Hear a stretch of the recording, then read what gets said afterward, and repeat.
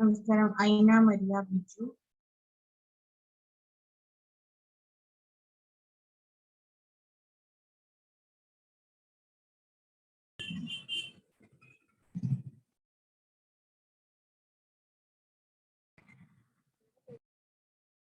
നമസ്കാരം. ദേവിക പ്രദീപ്.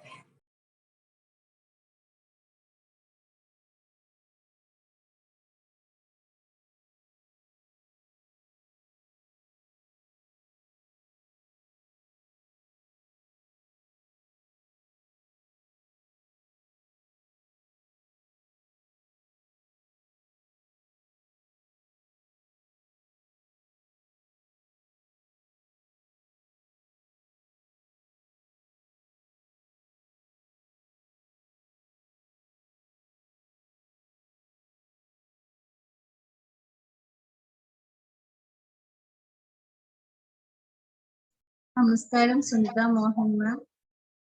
നമസ്കാരം. കവിത. നമസ്കാരം. അസ്ന അൻവർ. നമസ്കാരം. സീമ മാത്യു മാം.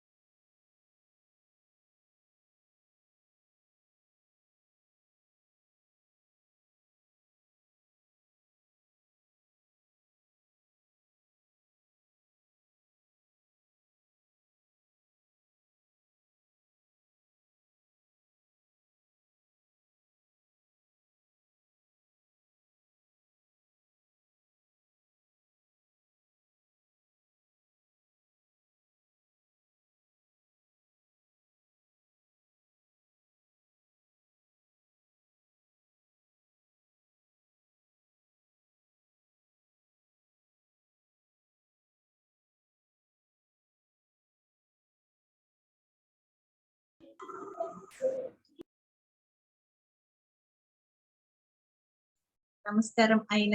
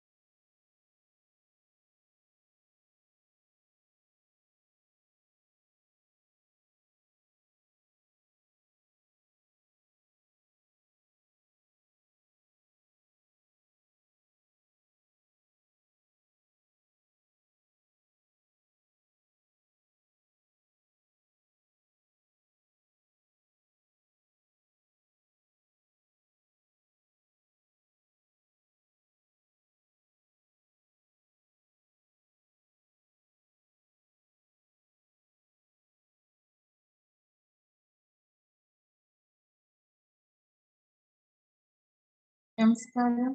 ആവണി കെ കൃഷ്ണ.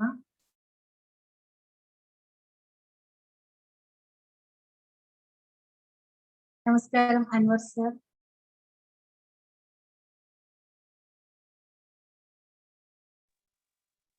നമസ്കാരം നമസ്കാരം.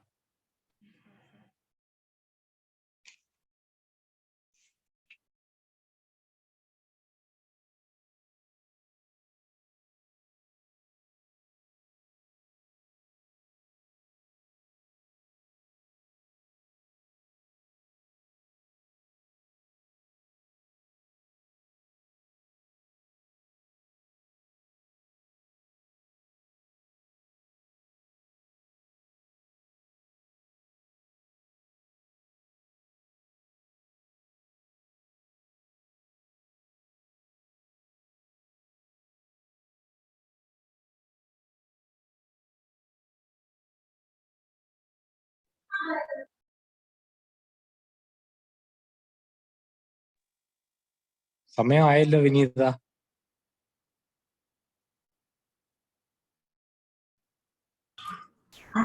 കുറച്ചുപേരും കൂടെ. സമയമായിട്ടുണ്ട്.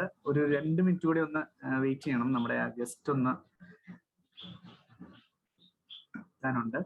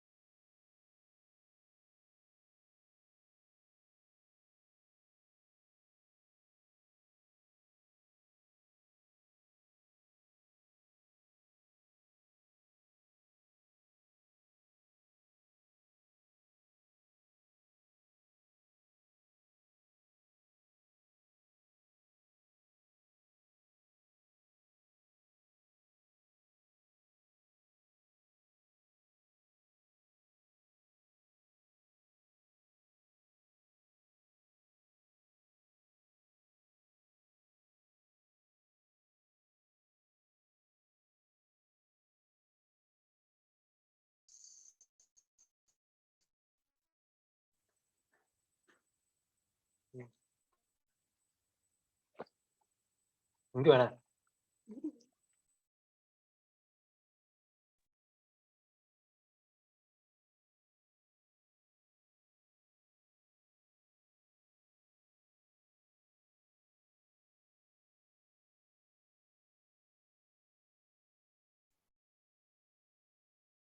നമുക്ക് പ്രോഗ്രാം അല്പസമയത്തിനുള്ളിൽ തുടങ്ങാം. എല്ലാവരും നോട്ട് ചെയ്തേക്കണം കേട്ടോ.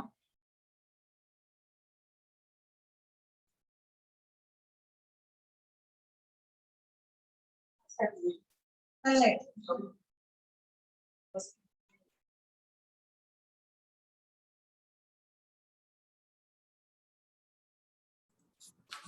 Hello, good evening everyone.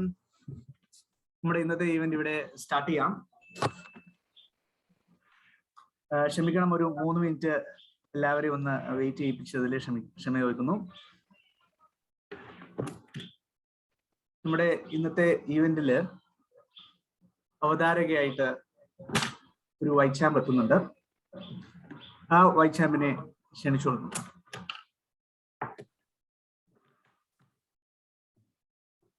Sir, കേൾക്കാമോ? യെസ്. എല്ലാവർക്കും നമസ്കാരം. എന്തുകൊണ്ട് എന്തുകൊണ്ട് എന്തുകൊണ്ട് എന്തുകൊണ്ട് എന്തുകൊണ്ട് എന്തുകൊണ്ട് എന്തുകൊണ്ട് എന്തുകൊണ്ട് എന്തുകൊണ്ട് എന്തുകൊണ്ട് മാനത്തെ മാറിവിൽ എന്തുകൊണ്ട് താരകൾ മിന്നുന്നത് എന്തുകൊണ്ട്? അതെ, ഈ പ്രപഞ്ചത്തിലെ എന്തിനെ കുറിച്ച് ചിന്തിച്ചാലും നമ്മുടെ മനസ്സിലേക്ക് ഓടി വരുന്ന ഒരു ചോദ്യമാണ് എന്തുകൊണ്ട് എന്നത്. അത്യധികം ജിജ്ഞാസയോടുകൂടി നമ്മൾ ചോദിക്കുന്ന ഈ ചോദ്യത്തിനുള്ള ഉത്തരമാണ് നമുക്ക് വൈറ്റ് ടോക്സ് എന്ന ഈ വേദിയിൽ നിന്നും ലഭിക്കുന്നത്.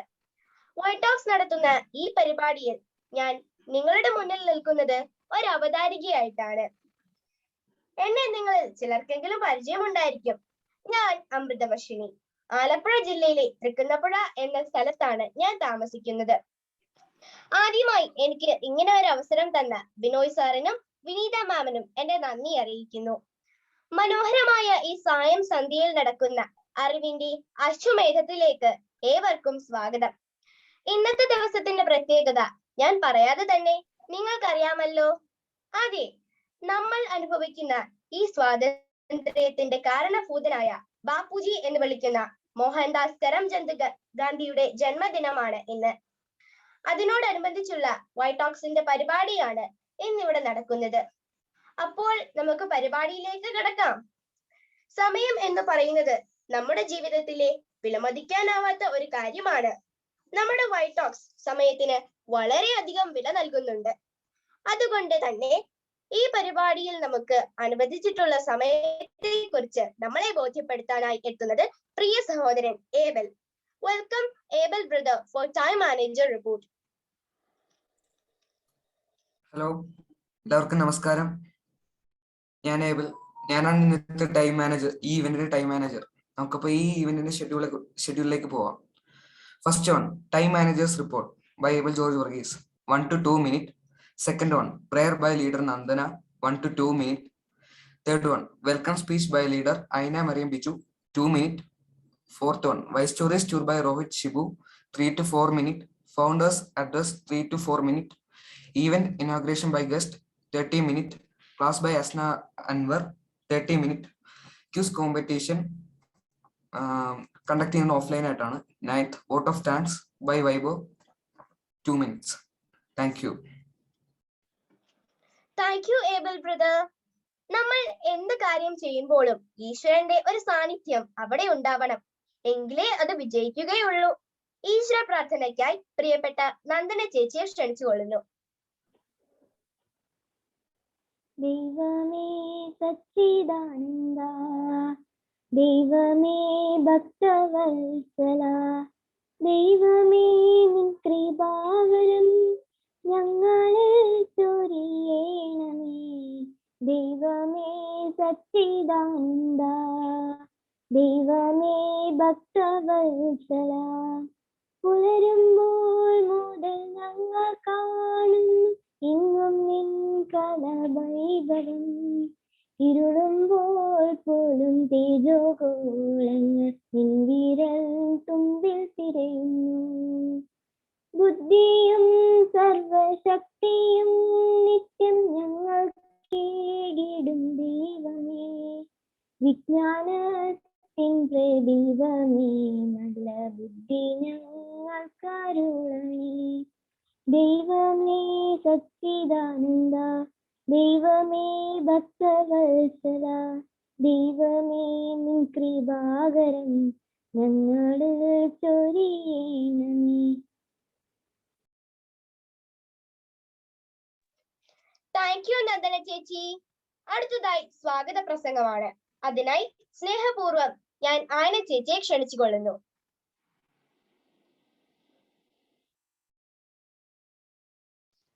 Good evening, one and all present here on this beautiful evening. First of all, I wish you all a happy Gandhi Jayanti.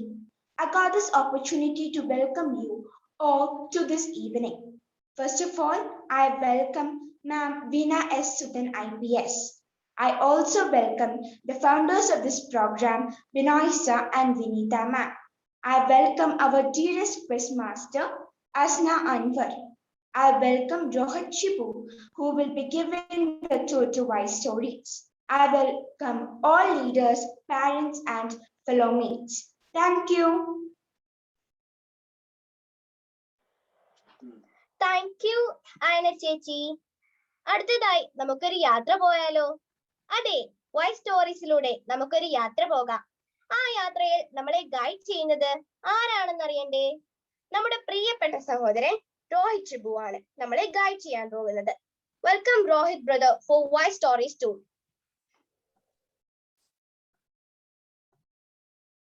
Can I start screen sharing if I would get the access, please? You can. Thank you. Good evening, everyone. I'm Rohit Shibo of White Talks, and I'll be talking and giving you a tour on this website. So when you are in the homepage, you can see this page, and I'll be talking about how we can register and what the main thing of this website is. So first, when you go into this website, you can see on the top right, there's a register button. When you click this, you are directed to this page where it says sign in, register to manage your account. Next, you have to type in your name and your last name. You can type in your email, your mobile number, and your password. So after you're done doing your registering, you will be directed to this page where you can see your profile. So here you can change your profile picture. You can edit your bio. Bio is basically your something you can write about yourself. So you can write hi, just like I did. And then you can press update. You can check your bio. And then you can upload a profile picture. You can go here, choose file.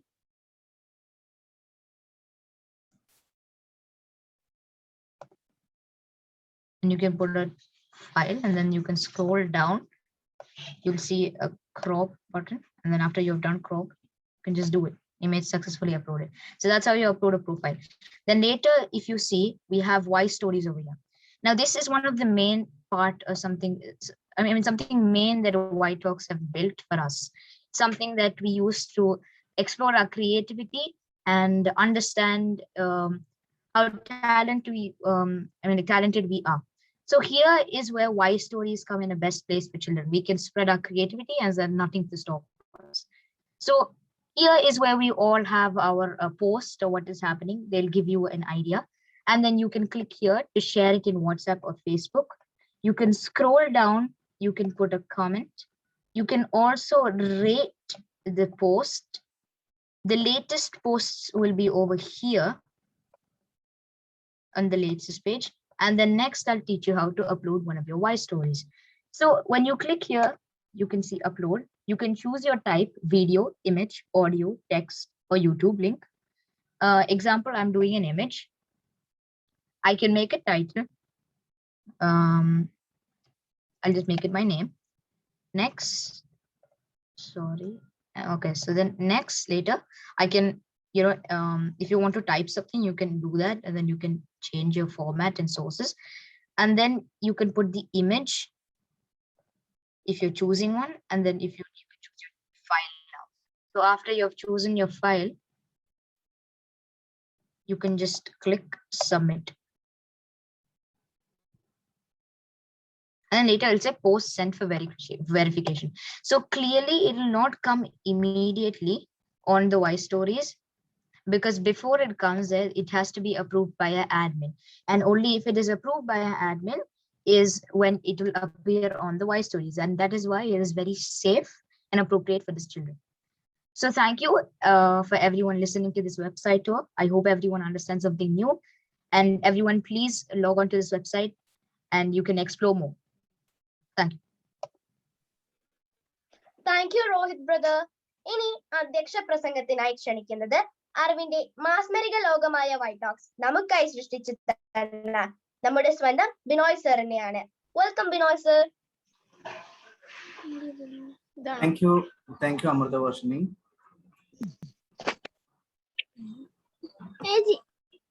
What is your name? Thank you.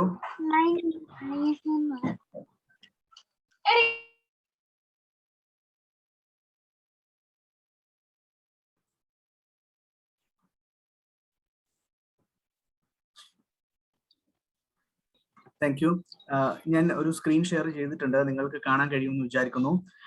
ഞാൻ അധികം സമയം എടുക്കാൻ താല്പര്യപ്പെടുന്നില്ല, നമ്മളുടെ guest ഇവിടെ എത്തിയിട്ടുണ്ട്. ഞാൻ വളരെ വേഗത്തിൽ വൈറ്റ് ടോക്സ് എന്താണ് എന്ന് നിങ്ങൾക്ക് ഇതുവരെ ഓൾറെഡി മനസ്സിലായിട്ടുണ്ട്, ഇതിനകം തന്നെ നിങ്ങൾക്ക് ബോധ്യപ്പെട്ടിട്ടുണ്ട്.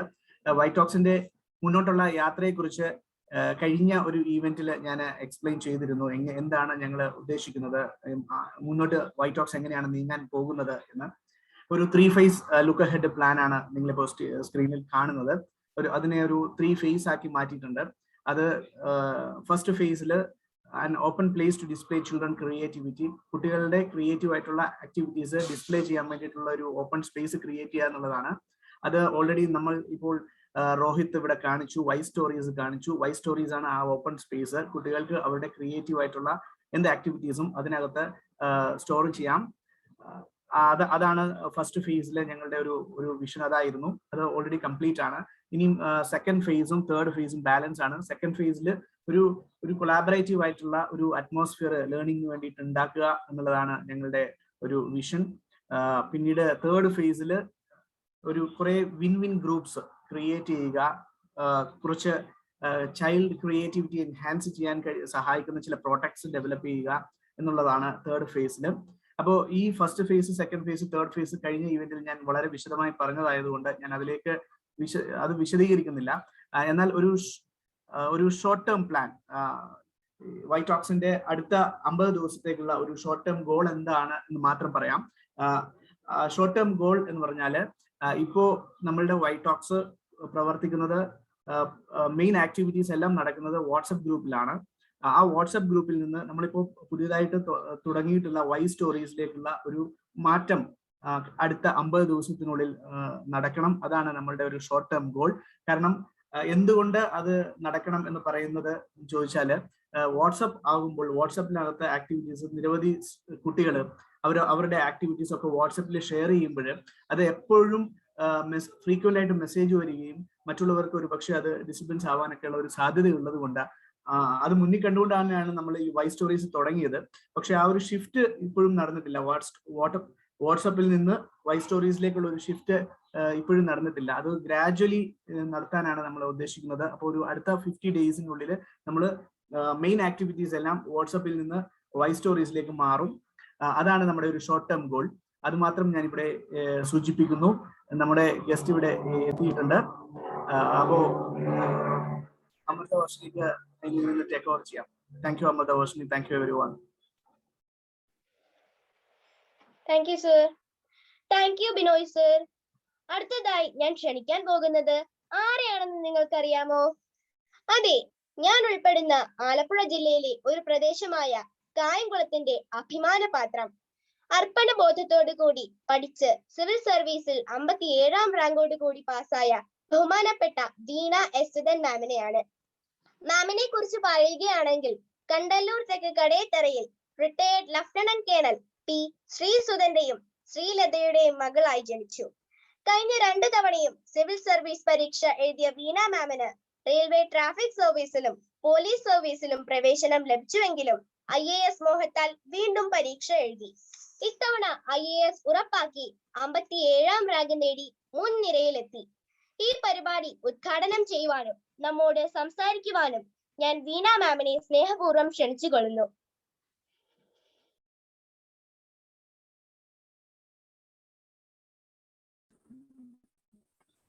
Hello, good evening to everybody.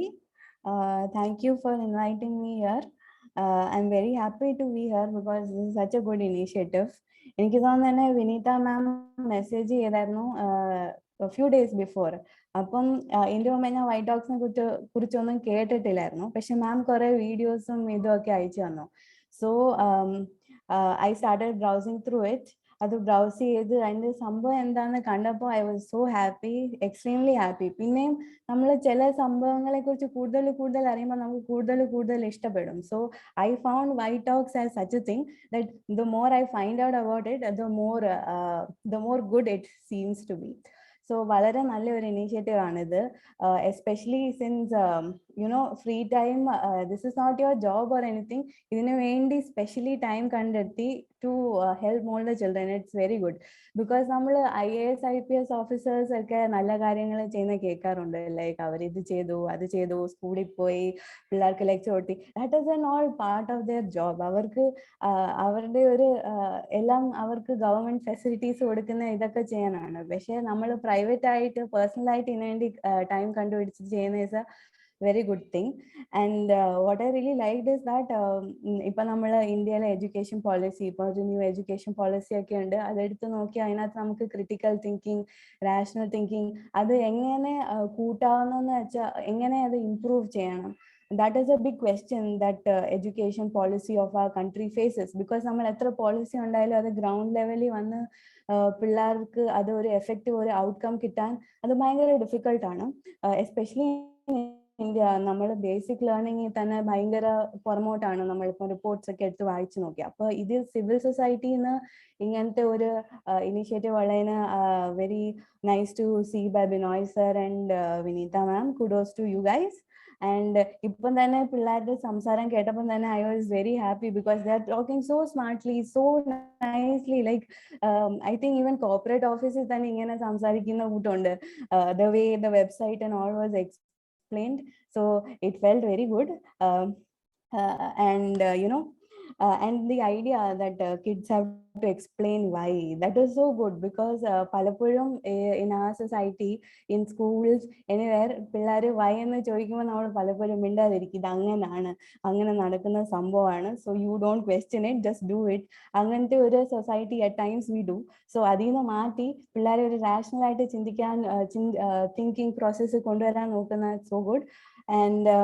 And the best part is not just the students, even adults learn a lot from when kids question, right?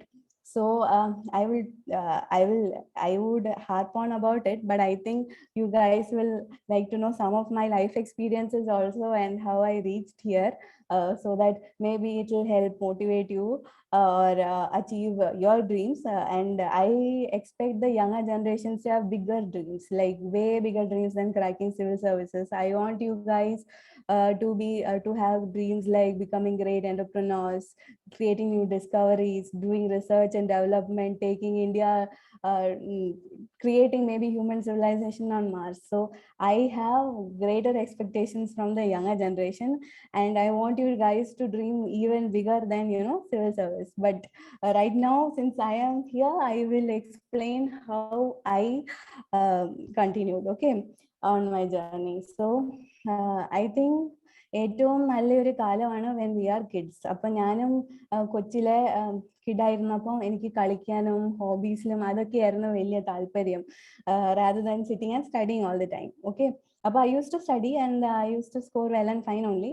പക്ഷേ maximum time I like to play, I like to, you know, read books, and I think that really helped me in questioning. So എനിക്ക് genuine ആയിട്ട് ഒരു ഇതുണ്ടായിരുന്നു, like if anybody tells me anything, I just don't listen to one person. I have to know ഇതെന്താ ഇങ്ങനെ. So I will go and till I guess 8th standard I only had access to library. അത് കഴിഞ്ഞിട്ട് ഇന്റർനെറ്റും വന്നു. So constantly ഇന്റർനെറ്റിൽ എന്ത് doubt ഉണ്ടായാലും Google ചെയ്ത് നോക്കുമായിരുന്നു. So that way I was very much into this knowing, like why is this happening. And you know, I was not really into science or maths or anything, but I really loved history, you know. And I used to like school book varumbam like maths ഒന്നും ഞാൻ തുറന്നു നോക്കാറില്ലായിരുന്നു. And but history notebooks, you know, I used to just take it and read it, and I used to love doing that. So that was my childhood, and I believe that childhood is the best time, and we should not, you know, എപ്പോഴും നമ്മൾ അപ്പം sometimes we see that നമ്മൾ എപ്പോഴും priority കൊടുക്കുന്ന only for studiesനാണ്. Topper ആയി കുട്ടി, first വന്നു, ഇതൊക്കെ എന്ന് വെച്ചാൽ it's good, well and fine, but that is not life, and that is not how you build your personality. നമ്മുടെ ഒരു holistic ഒരു ഡെവലപ്മെന്റ് ആണ് അതിന് വേണ്ടുന്നത്. എസ്പെഷ്യലി ബിക്കോസ് നമ്മളിപ്പോൾ എഡ്യൂക്കേഷൻ സിസ്റ്റം നോക്കിക്കഴിഞ്ഞാൽ നമ്മൾ കുറെ സാധനങ്ങളൊക്കെ ചുമ്മാ അങ്ങ് മഗപ്പ് ചെയ്ത് പഠിച്ച് അത് റീപ്രൊഡ്യൂസ് ചെയ്താൽ ചിലപ്പോൾ നല്ല മാർക്ക് കിട്ടുമെന്നിരിക്കും. പക്ഷെ ഒരു സക്സസ്ഫുൾ ഹ്യൂമൻ ബീങ് ആവണമെങ്കിൽ നമ്മൾ ചിന്തിക്കണം. Just like how you're thinking for White Talks, when you start thinking for yourself, that's when you really start becoming, you know, a successful human being. Along with thinking, along with thinking, definitely you need other components like compassion and empathy, that motivating factors. So for me, this thing happened, like why I want to help people or why I want to do this was when I was a kid. അപ്പോൾ നമ്മളെല്ലാം ചെറുതായിരിക്കുമ്പോൾ എപ്പോഴും നമ്മുടെ അമ്മയും അച്ഛനും ഒക്കെ നമ്മളെ ടെമ്പിളിൽ കൊണ്ടുപോകും, മോസ്കിൽ കൊണ്ടുപോകും, ചർച്ചിൽ കൊണ്ടുപോകും. എന്നിട്ട് പറയും pray to God, you know, and you know, and ask for help for your family, your siblings and everybody. So my mom also took me to temple and she said, this is God. Now pray to God and, ask for well-being of the family. And as a child, I was very much surprised. I was like, this is God. God is like a very powerful, omnipotent being. So if I can ask anything, he will give it to me. So in my little heart, I started wondering, like, how can I just ask for the well-being of my family to such a big entity? So I started asking to God, please bring world peace. And every time I would go to temple, I would ask this only. And sooner I started realizing that, world was not still at peace. So that's when I realized that, there are people who are actually working on the ground in many ways, whether they are NGOs, whether they are common people doing little goods, whether they are civil servants. So I will also become part of something. At that time, I was not sure what it is, but I will become part of such an organization from where I can make the world a better place. But that was the only tiny thought I had back then from my own thinking. Okay. So after that, definitely life goes on, and I liked history, but 10th and 11th poor I didn't have the I didn't have the confidence to pick history, because even though I liked it, I was not very confident what I will do after picking history. So I reluctantly chose science background, and like I think most people in India, I also did science. And while doing science, I asked myself what I want to do. But such questions like what I want to do in life at that point was not clear to me.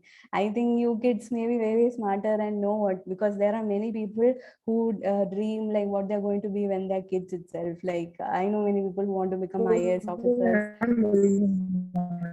IAS officers when they are kids itself. But I had no such, epiphany. I studied science, then I did engineering. And while doing engineering also, I was okay only. I was scoring well and things, but I knew that, this is not my cup of tea.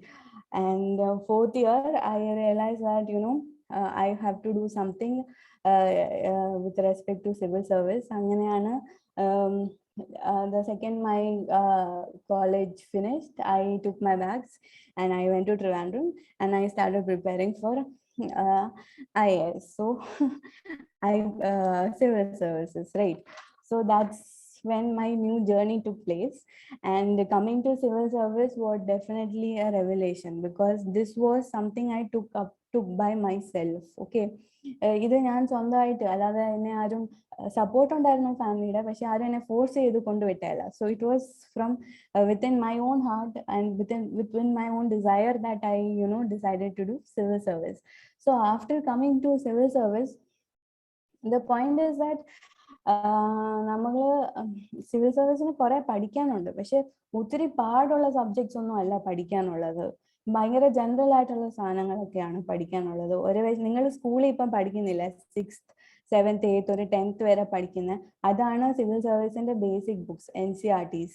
So നമുക്ക് ഭയങ്കര ടഫായിട്ടുള്ള സംഭവം അല്ല പഠിക്കാനുള്ളത്, പക്ഷെ ഒത്തിരി പഠിക്കാനുണ്ട്, എല്ലാം പഠിക്കണം.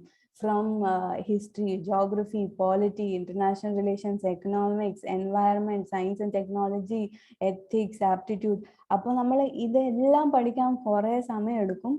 അപ്പം അത് പഠിക്കാൻ തുടങ്ങിയപ്പോഴാണ് എനിക്കൊരു എന്താ പറയണേ, what actually it means to make your goals come true.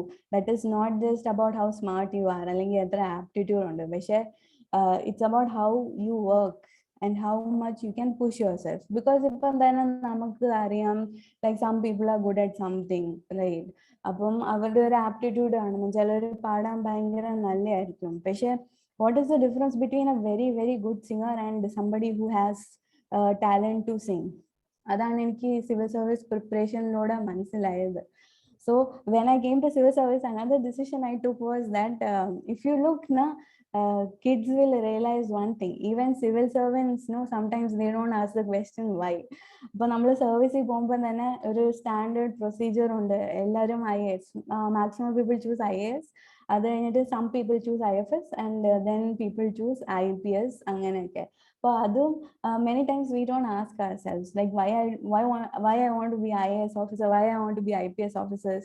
Many of us feel, you know, it is the best thing to do because എല്ലാരും പറയും like IAS വലിയ സംഭവം, കളക്ടർ ആണോ SP ആണോ അങ്ങനത്തെ ഒക്കെ ഒരു ഇത് വെച്ചിട്ടും a lot of people just join, but I did not want to follow the herd mentality. So ഞാനിത് പഠിക്കാൻ തുടങ്ങിയപ്പം I was constantly questioning myself, right, whether I want to do it and whether it will have a desired impact on the society.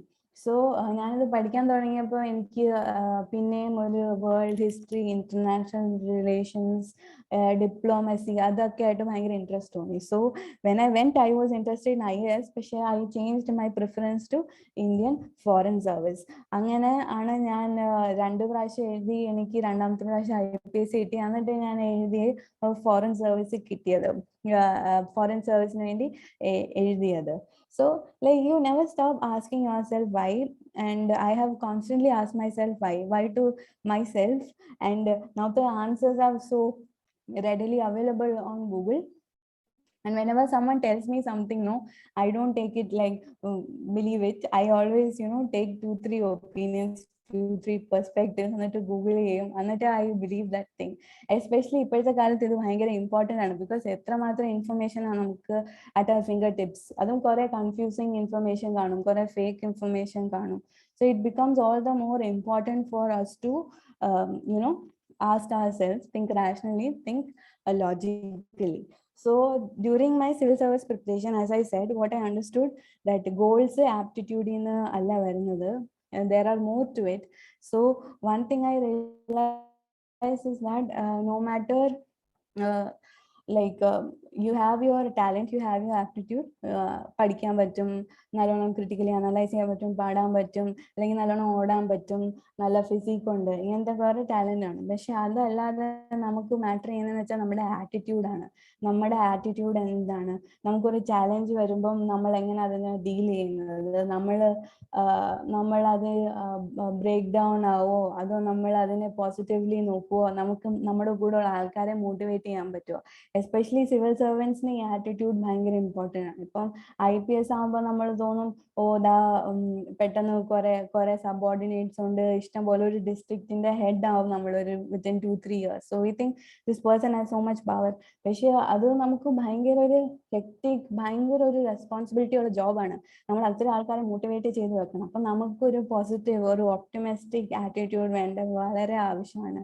That's what I felt during studying also. Because നമ്മൾ പല മണിക്കൂർ ഇരുന്ന് പഠിക്കുമ്പോൾ നമ്മൾ ഒരു optimistic ഒരു attitude ഉണ്ടാവുന്ന എപ്പോഴും നല്ലതാണ്.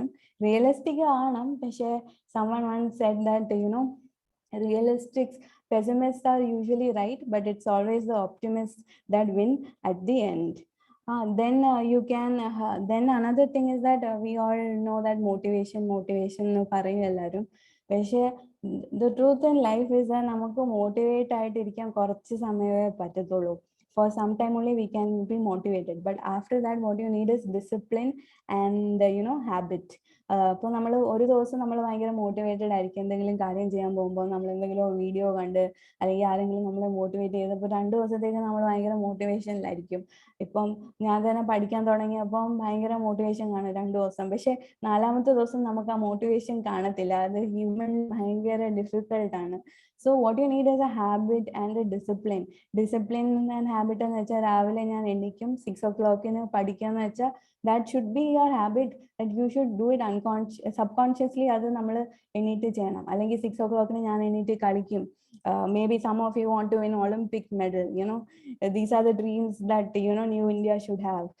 So നിങ്ങൾ രാവിലെ എണീറ്റ് കളിക്കും, സോ അത് കളിക്കാൻ പോകും, ട്രെയിനിങ്ങിന് പോകും. So that is what makes it. അല്ലാതെ ദിവസവും നമുക്ക് മോട്ടിവേറ്റ് ആയിട്ടിരിക്കാൻ പറ്റത്തില്ല. പക്ഷെ നമ്മളതൊരു ഇൻഗ്രെയിൻ ഹാബിറ്റ് ഉണ്ടാക്കുമ്പം we do much better. Second thing is resilience. ഇപ്പൊ നമ്മൾ സ്കൂളിലൊക്കെ പഠിക്കാൻ വലിയൊരു ഫെയിലിയർ വരത്തില്ല ലൈഫിൽ for most of the people, right? പക്ഷെ നമ്മൾ പുറത്തോട്ട് ഇറങ്ങുമ്പോൾ we will face many setbacks. എപ്പോഴും സെറ്റ് ബാക്സ് ഫേസ് ചെയ്യുമ്പോൾ നമ്മൾ അത് we have to stand and, you know, get through it, no matter how many times you fail. Like if you fail 7 times, you should stand up 8 times. Okay, that makes a huge difference, and that is one thing that, you know, makes in life, that will make your life way better. So never be hesitant to try anything new. Always welcome failure. Okay, don't you can work for success, but always welcome failure and learn from it. And ലൈഫിൽ നമ്മൾ enjoy ചെയ്യാൻ പറ്റും നമ്മൾ കുറച്ച് fail ഒക്കെ ആകുമ്പോഴേ അതൊരു experience വരും, that I failed in this. So അതിന് ഒരു ലെസൺ കിട്ടും, എന്നിട്ട് നമുക്ക് അതിൽ കൂടെ പ്രോഗ്രസ് ചെയ്യാൻ പറ്റും. പക്ഷേ never give up. Then is that the most important thing that we often forget in humans is that നമ്മൾ എല്ലാവരും നല്ല മനുഷ്യരായിരിക്കണം at the end of the day. So അതിനുവേണ്ടി നമ്മൾ കമ്പാഷൻ, എംപതി, കൈൻഡ്നെസ് അതൊക്കെയാണ് ഏറ്റവും ഇമ്പോർട്ടൻറ്റ്. ബിക്കോസ് നമ്മൾ എത്ര പൈസ ഉണ്ടാക്കിയാലും ഇപ്പൊ എത്ര നമ്മൾ സക്സസ്ഫുൾ ആയാലും at the end of the day you are part of the society. അപ്പം നമ്മൾ അവരുടെ സൊസൈറ്റി ആൻഡ് ഹ്യൂമൻ വെൽഫെയറിന് വേണ്ടി തന്നെ വർക്ക് ചെയ്യണം. Because kindness and especially today's Gandhi Jayanti also. So like Gandhiji work, he was an extraordinary human. His entire life was dedicated to social work.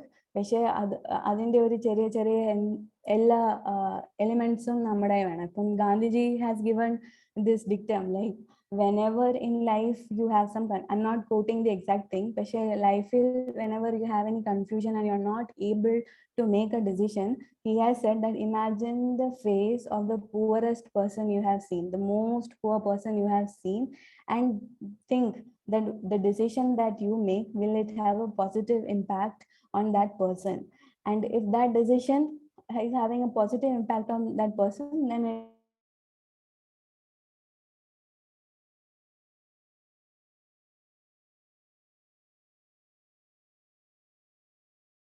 it is a good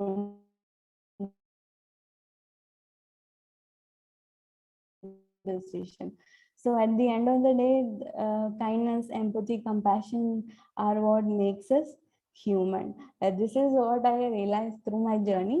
Definitely ups and downs, but life, and what we can do is embrace all of it. A good initiative, and because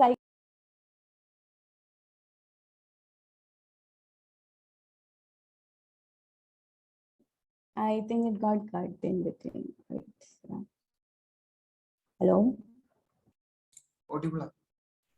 Okay. So hello. കേൾക്കാൻ കഴിയുന്നുണ്ട്? ആണോ?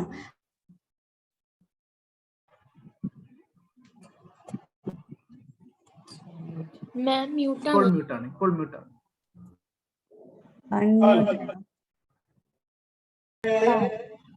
Hello. Audible ആണ്.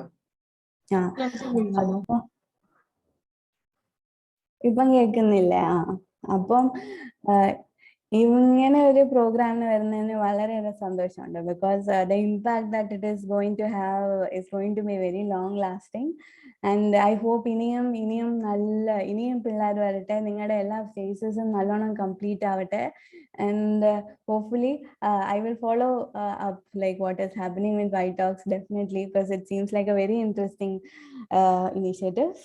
Thank you. Thank you. Thank you, Veena ma'am. Thank you, ma'am. Thank you. Amrita Varshini, 1 minute, please. Yes. Amrita Varshini. Okay, sir. If anybody is interested to ask few questions, we can spare 10 minutes. Is it okay, ma'am? Yes, yes. Okay. കുട്ടികൾക്ക് രക്ഷിതാക്കൾക്കും ആർക്കെങ്കിലും civil service പരീക്ഷയെ കുറിച്ചോ അതല്ലെങ്കിൽ മാമിനോട് മറ്റെന്തെങ്കിലും ചോദിക്കാനുണ്ടെങ്കിൽ ചോദിക്കാം. ഒരു 10 minutes. Hi ma'am. Hello ma'am, എന്റെ പേര് വന്ദന ആൻജി. ഞാൻ 10th പഠിക്കുന്നത്. ഓക്കെ. വൈറ്റ് ടോക്സിലെ വൈഗാജി 4th സ്റ്റാൻഡേർഡ് പഠിക്കുന്ന വൈഗയുടെ ചേച്ചിയാണേ.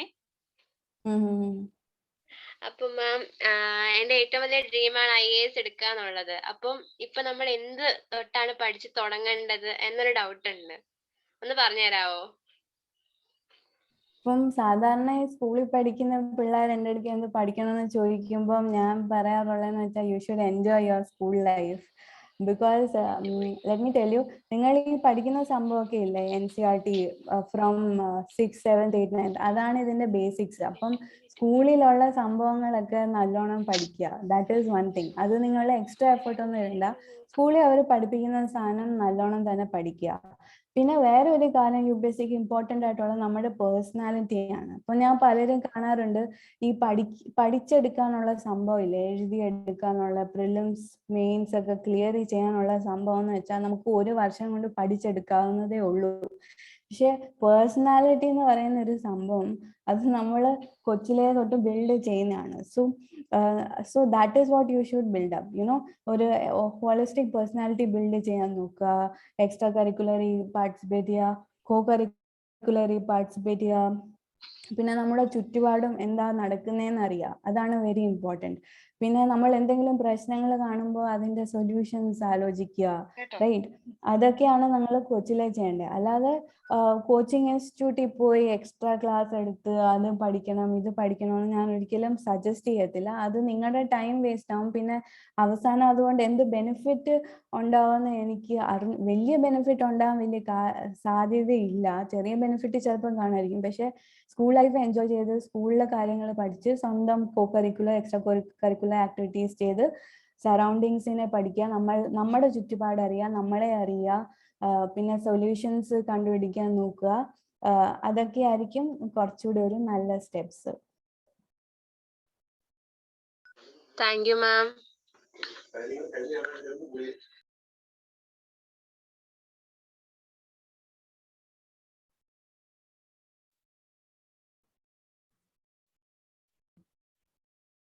മാം, തുടക്കത്തിലെ മാം പറഞ്ഞു വൈറ്റോക്സിന്റെ പ്രവർത്തനങ്ങളെ കുറിച്ചിട്ട് ഒരു അനാലിസിസ് നടത്തിയിട്ടുണ്ട് ചെറിയ രീതിയിലെങ്കിലും ഒന്ന്.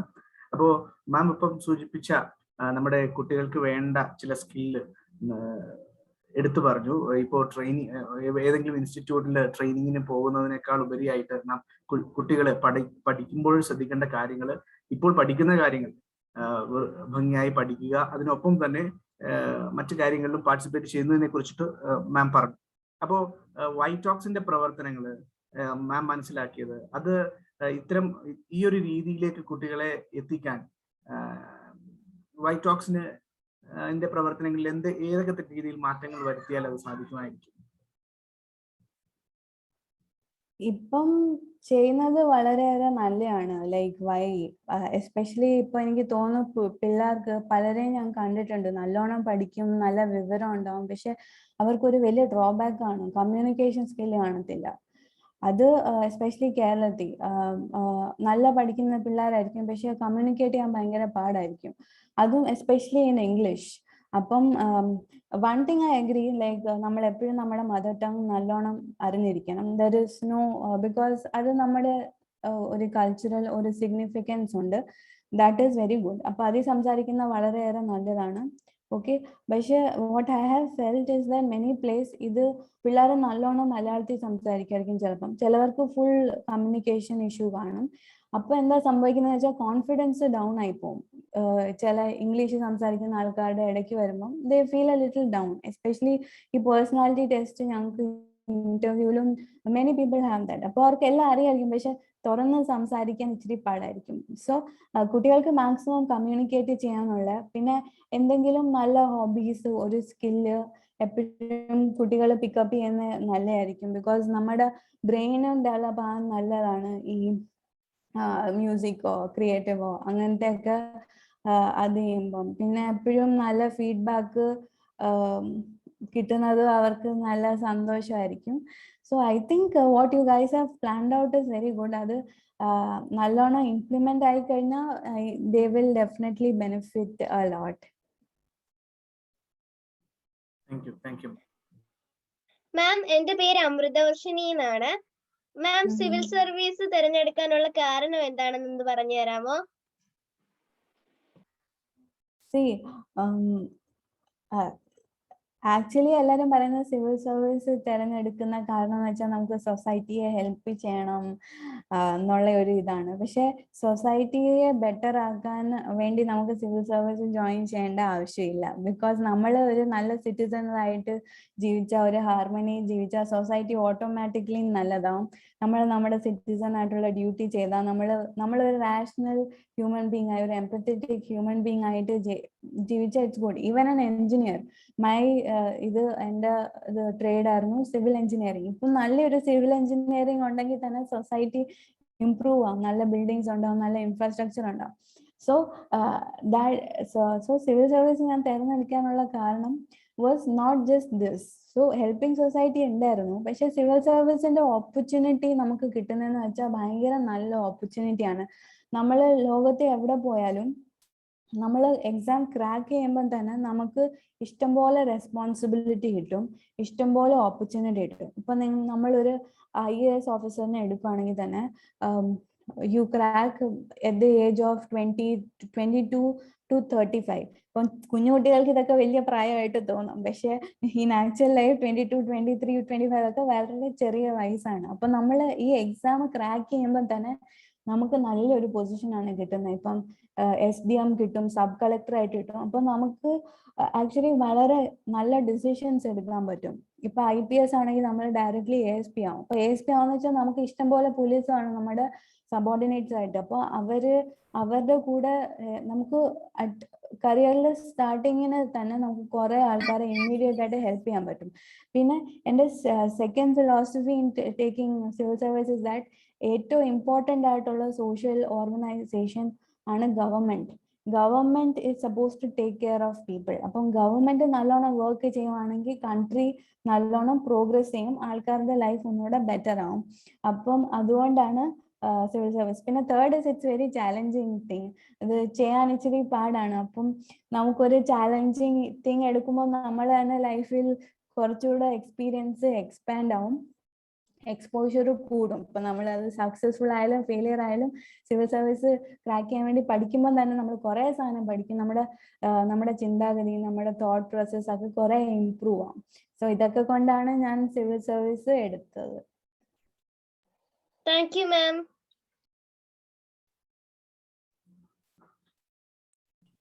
മാം ഒരു ചോദ്യം കൂടെ. മാം ഇപ്പൊ കുട്ടികൾ ചെയ്യേണ്ട ചില കാര്യങ്ങളെ കുറിച്ച് പറഞ്ഞു.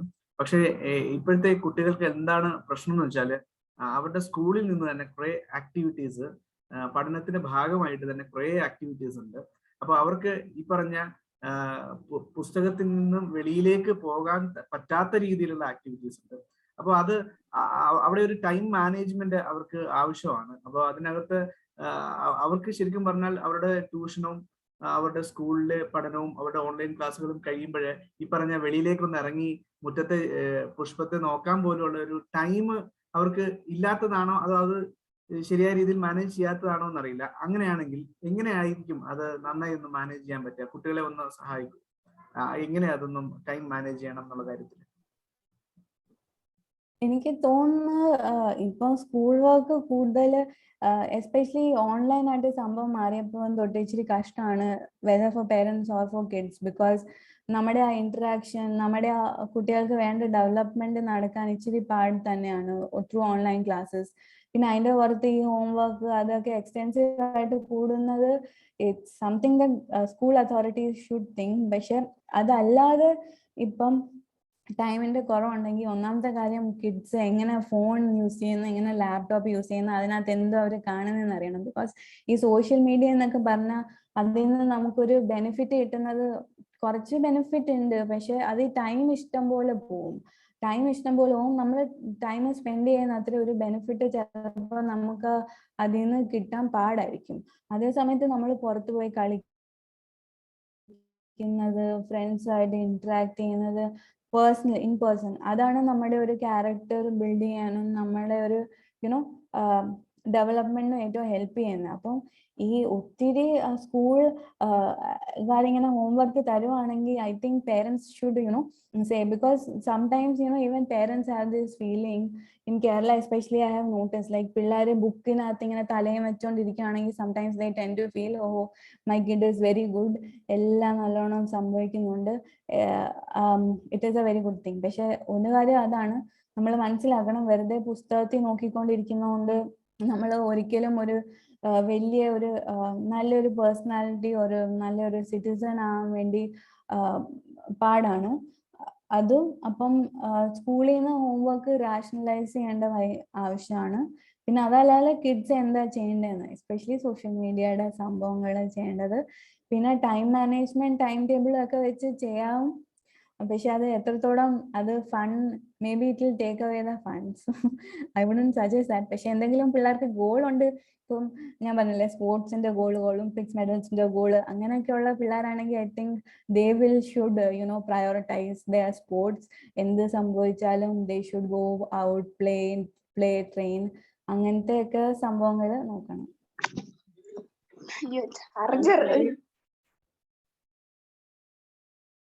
Thank you. Excuse me.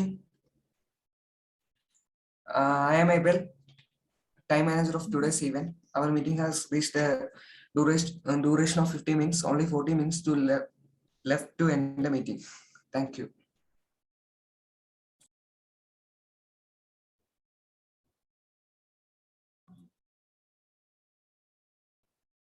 ആർക്കെങ്കിലും ചോദ്യങ്ങൾ ഉണ്ടെങ്കിൽ ചോദിക്കാം. ഒരു 2 മിനിറ്റ്സ് കൂടെ, 2 മിനിറ്റ്സ് കഴിഞ്ഞാൽ നമുക്ക് അടുത്തൊരു ക്ലാസ് ഉണ്ട് മാം. നമ്മുടെ അസ്ന അൻവറിന്റെ ഒരു ക്ലാസ് ഉണ്ട്, ഗാന്ധിജി ജീവിതവും സമരവും എന്ന വിഷയമായിട്ട് ബന്ധപ്പെട്ട്. അതിനുശേഷം നമുക്ക് ക്വിസ് കോമ്പറ്റീഷൻ ഉണ്ട്. അപ്പോ 2 മിനിറ്റ് കൂടെ മാമിനോട് കൂടുതൽ സമയം ഇരിക്കണം എന്നും കൂടുതൽ ചോദ്യങ്ങൾ മറ്റുള്ളവരിൽ നിന്ന് കേൾക്കണമെന്നൊക്കെ ആഗ്രഹമുണ്ട്. പക്ഷെ നമ്മുടെ ഈവെന്റിന്റെ ഒരു ടൈം കൺസ്ട്രെയിന്റ് കാരണമാണ്. ടൈം മാനേജർ പറഞ്ഞ പോലെ ആർക്കെങ്കിലും ചോദ്യങ്ങൾ ഉണ്ടെങ്കിൽ ഒരു 2 മിനിറ്റ് കൂടെ സമയം ചോദ്യങ്ങൾ ചോദിക്കാൻ. 2 മിനിറ്റ്. ഞാനും ചോദിച്ചോട്ടെ, കേൾക്കാമോ? യെസ് യെസ്, കേൾക്കാം. മാമിനോടാണ്. മാമിനിപ്പം ജോബില് എഡ്യൂക്കേഷണൽ സെക്ടറില് മാമിന് ഒരു ചാൻസ് കിട്ടുകയാണെങ്കിൽ എന്ത് കാര്യമായിരിക്കും മാം ചേഞ്ച് ചെയ്യാൻ, ഇപ്പൊ കറന്റ്ലി ഉള്ളതിൽ നിന്ന് ചേഞ്ച് ചെയ്യാൻ ആഗ്രഹിക്കുന്ന ഒരു കാര്യം? കറന്റ് എഡ്യൂക്കേഷണൽ സിസ്റ്റത്തില് മാമിന് അവിടെ ഒരു ചാൻസ് കിട്ടുകയാണെങ്കിൽ എന്ത് ചേഞ്ച് ആണ് you are thinking to do? I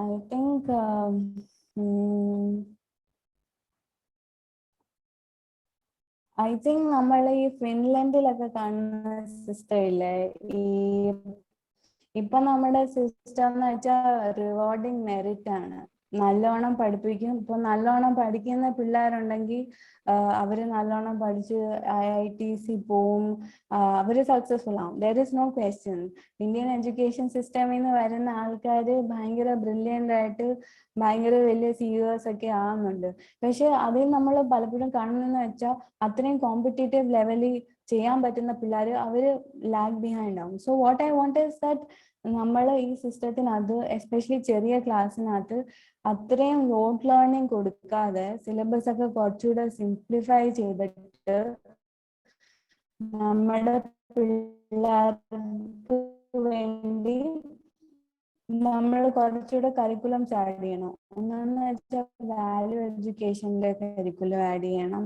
അവര് എത്തിക്സ്, ഇന്റഗ്രിറ്റി അതിനെ പറ്റിയൊക്കെ പഠിക്കണം. പിന്നെ വേറൊരു കാര്യം എന്ന് വെച്ചാൽ എനിക്ക് ജപ്പാനിലെ ഒരു കാര്യം ഭയങ്കര ഇഷ്ടമാണ്. അവിടെ പിള്ളേര് തന്നെയാണ് സ്വന്തം ക്ലാസ്സസും അതൊക്കെ ക്ലീൻ ആക്കി, അത് എന്ത് സാധനങ്ങൾ അവർ ചെയ്യലും അവർ ഭയങ്കര ഓർഡർലി ആയിട്ടാണ് ചെയ്യുന്നത്. അപ്പൊ അവര് ആ സ്കൂൾ സിസ്റ്റമിൽ നിന്ന് പുറത്ത് വരുമ്പോഴും അവര് ഭയങ്കര ഡിസിപ്ലിൻഡ് ആയിട്ട് എവിടെ പോയാലും നല്ല നീറ്റ് ആൻഡ് ക്ലീൻ ആണ്, ഓർഡർലി ആയിട്ടിരിക്കും. അപ്പൊ അതുപോലത്തെ ഒരു സിസ്റ്റം എനിക്ക് if it is there in India also it will benefit a lot. പിന്നെ എന്താണ്, പിന്നെ സ്പോർട്സ് ഫെസിലിറ്റീസ് എല്ലാ സ്കൂളിലും വേണം.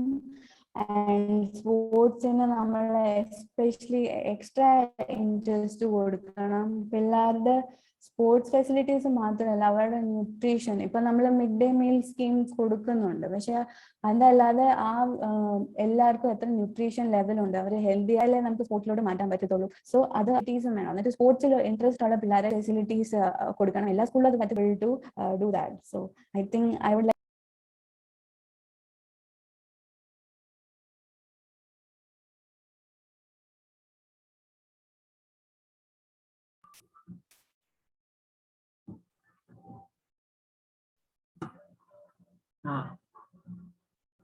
കണക്ഷൻ പ്രോബ്ലം സംഭവിച്ചിട്ടുണ്ടെന്ന് തോന്നുന്നു മാം. ഓക്കെ, സോ അതൊക്കെയാണ് I hope that we achieve in our Indian education system. Ma'am, good evening ma'am. എൻ്റെ പേര് നീരജ. ഞാൻ ബിഷപ്പ് 4th സ്റ്റാൻഡേർഡ് പഠിക്കുന്നു. അപ്പൊ ഞാൻ പത്രത്തിൽ വായിച്ചു മാം IFS ആണ് ചൂസ് ചെയ്തതെന്ന്. അപ്പം IFS ചൂസ് ചെയ്യാനുള്ള കാരണം എന്താണ് മാം?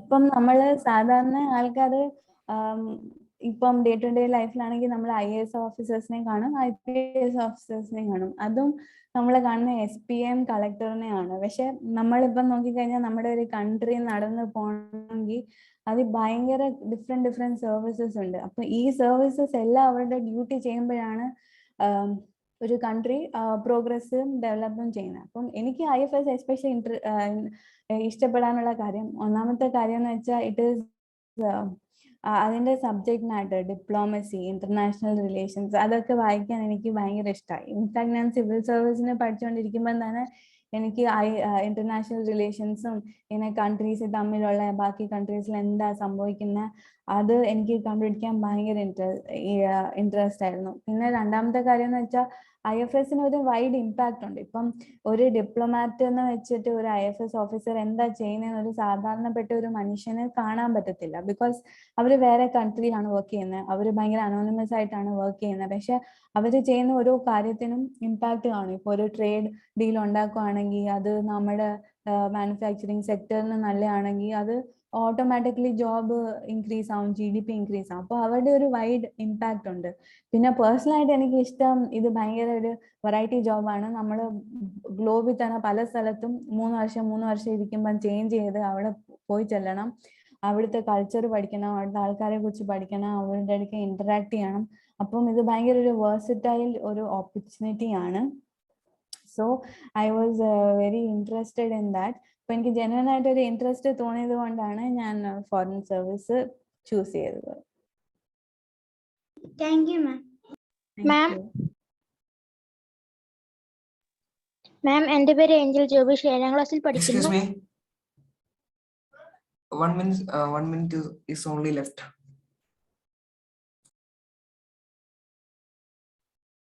for interaction.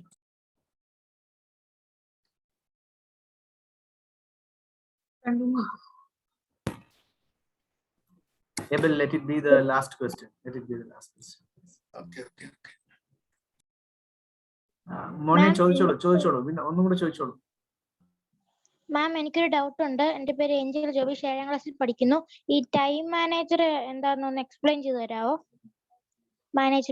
Time management. Okay. അപ്പം ജീവിതത്തിലെ ഏറ്റവും പ്രഷ്യസ് ആയിട്ടുള്ള റിസോഴ്സസ് ആണ് ടൈം. ബിക്കോസ് ഓരോ മിനിറ്റും ഓരോ സെക്കൻഡും നമ്മൾ എങ്ങനെ യൂട്ടിലൈസ് ചെയ്യുന്നു, that is very very important. Especially because നമുക്കൊരു ലിമിറ്റഡ് ടൈമേ ഉള്ളൂ ഈ എർത്തിൽ.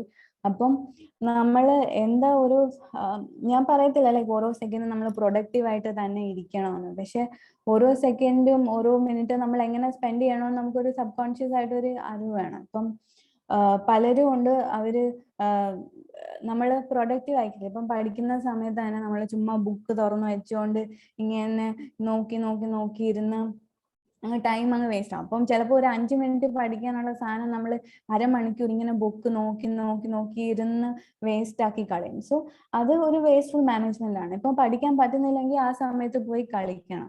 ഓക്കെ, കളിക്കുന്ന ഒരിക്കലും ഒരു വേസ്റ്റ് ഓഫ് ടൈം അല്ല, അത് നമ്മുടെ ഒരു ഡെവലപ്മെന്റിന് വളരെ ആവശ്യമുള്ള സംഭവമാണ്.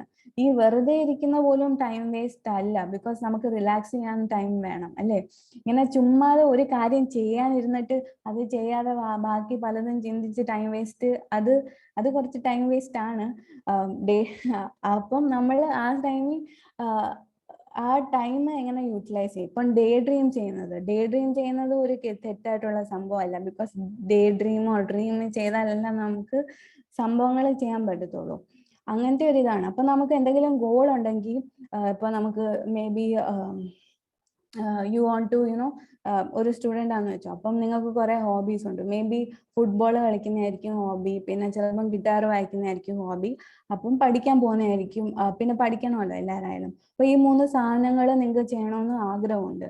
അപ്പൊ ഇത് ചെയ്യണമെന്ന് ആഗ്രഹമുള്ളപ്പം ചിലപ്പോൾ നിങ്ങൾ ഇങ്ങനെ വേസ്റ്റ്ഫുൾ ആയിട്ട് ടൈം സ്പെൻഡ് ചെയ്യാന്ന് വെച്ചോ, 3 മണിക്കൂർ ഹോംവർക്ക് എഴുതേണ്ട അവിടെ കുത്തിയിരുന്നിരുന്നിരുന്ന് അങ്ങനത്തെ ചെയ്യാതെ you can create A time table. Like ഇന്ന് ഞാൻ ഇത്രയും ഹോംവർക്ക് ചെയ്യും, ഞാൻ ഇന്ന് ഇത്രയും ഗിറ്റാർ വായിക്കാൻ പോകും, അല്ലെങ്കിൽ സാറ്റർഡേ സൺഡേ ഞാൻ ഗിറ്റാർ ക്ലാസ്സസിന് പോകും, ദിവസവും വൈകുന്നേരം ഞാൻ 1 മണിക്കൂർ ഫുട്ബോൾ കളിക്കും, പിന്നെ ദിവസം ഞാൻ എൻ്റെ ഹോംവർക്ക് കംപ്ലീറ്റ് ചെയ്യും. അപ്പം നിങ്ങൾ ഇത് ചെയ്യണം, പിന്നെ ഇത് ചെയ്യണം. പിന്നെ കോൺസെൻട്രേഷൻ ചെയ്യാൻ പറ്റുന്നില്ലെങ്കിൽ ഉടനെ അവിടുന്ന് എണ്ണീറ്റ് പോയി വേറെ വല്ലതും ചെയ്യാം, റിലാക്സ് ചെയ്യാം. അങ്ങനെയാണ് സാധാരണ ചെയ്യുന്നത്. ഇപ്പം എക്സ്റ്റെൻസീവ് ആയിട്ട് ചെയ്യുന്നവർ ടൈം ടേബിൾ ഒക്കെ ഉണ്ടാക്കി ചെയ്യാറുണ്ട്. അപ്പം ഞാൻ സാധാരണ ടൈം ടേബിൾ ഒന്നും ചെയ്യാറില്ല. പക്ഷെ കോൺസെൻട്രേഷൻ, എനിക്കൊരു സാധനം പ്രൊഡക്റ്റീവ് ആയിട്ട് തോന്നുന്നില്ലെങ്കിൽ അത് ഞാൻ നിർത്തി വെച്ചിട്ട് വേറെ വല്ലതും ചെയ്യും. അപ്പൊ അത് വെറുതെ ഇരുന്ന് റിലാക്സ് ചെയ്യാനാണോ അതോ ഗിറ്റാർ വായിക്കാനാണോ വായിക്കാനാണോ അത് ഡിപ്പെൻഡ് ചെയ്യും. ഇപ്പൊ നമ്മുടെ എങ്ങനെ നമ്മൾ ഓരോ സെക്കൻഡ്സ്, 5 minutes 10 minutes ഓരോ അവർ യൂസ് ചെയ്യുന്നു, അത് വെച്ച് നമ്മളൊരു ഡിഫറൻസ് വരും നമ്മുടെ ലൈഫിൽ.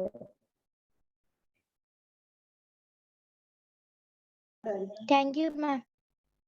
I guess that's it. Thank you, ma'am. Thank you.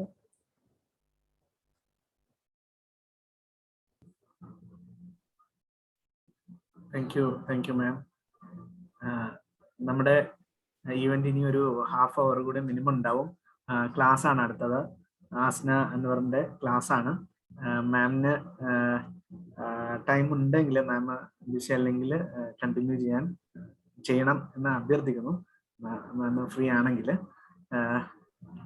Amritavarshini. Thank you വീണ മാം. ഇനി നടക്കാൻ പോകുന്നത് ഗാന്ധിജി ജീവിതവും സമരവും എന്ന വിഷയവുമായി ബന്ധപ്പെട്ട ഒരു ക്ലാസും അതിനോടനുബന്ധിച്ചുള്ള ക്വിസ് കോമ്പറ്റീഷനുമാണ്. അതിനായി ഞാൻ ക്ഷണിക്കുന്നത് നമ്മുടെ എല്ലാം പ്രിയങ്കരിയായ അസ്ന അൻവർ ചേച്ചിയാണ്. അസ്ന ചേച്ചിയെ കുറിച്ച് പറയുകയാണെങ്കിൽ PSCയിലെ ഉന്നത ഉദ്യോഗസ്ഥരും നമുക്ക് ഏവർക്കും പ്രിയപ്പെട്ട വ്യക്തിയുമായ അൻവർ സാറിന്റെ മകളാണ്. +2 ഉന്നത മാർക്ക് നേടി വിജയിച്ച അസ്ന ചേച്ചി ഇപ്പോൾ ഉപരിപഠനത്തിനായി മഹാരാജാസ് കോളേജിൽ ചേർന്നിരിക്കുന്നു. ചേച്ചി ഇതിനു മുൻപും നമുക്ക് നല്ല നല്ല ക്ലാസുകൾ എടുത്തു തന്നിട്ടുണ്ട്. അസ്ന ചേച്ചിയെ ഞാൻ ക്ലാസ് എടുക്കാനായി സ്നേഹപൂർവ്വം ക്ഷണിച്ചുകൊള്ളുന്നു. Thank you.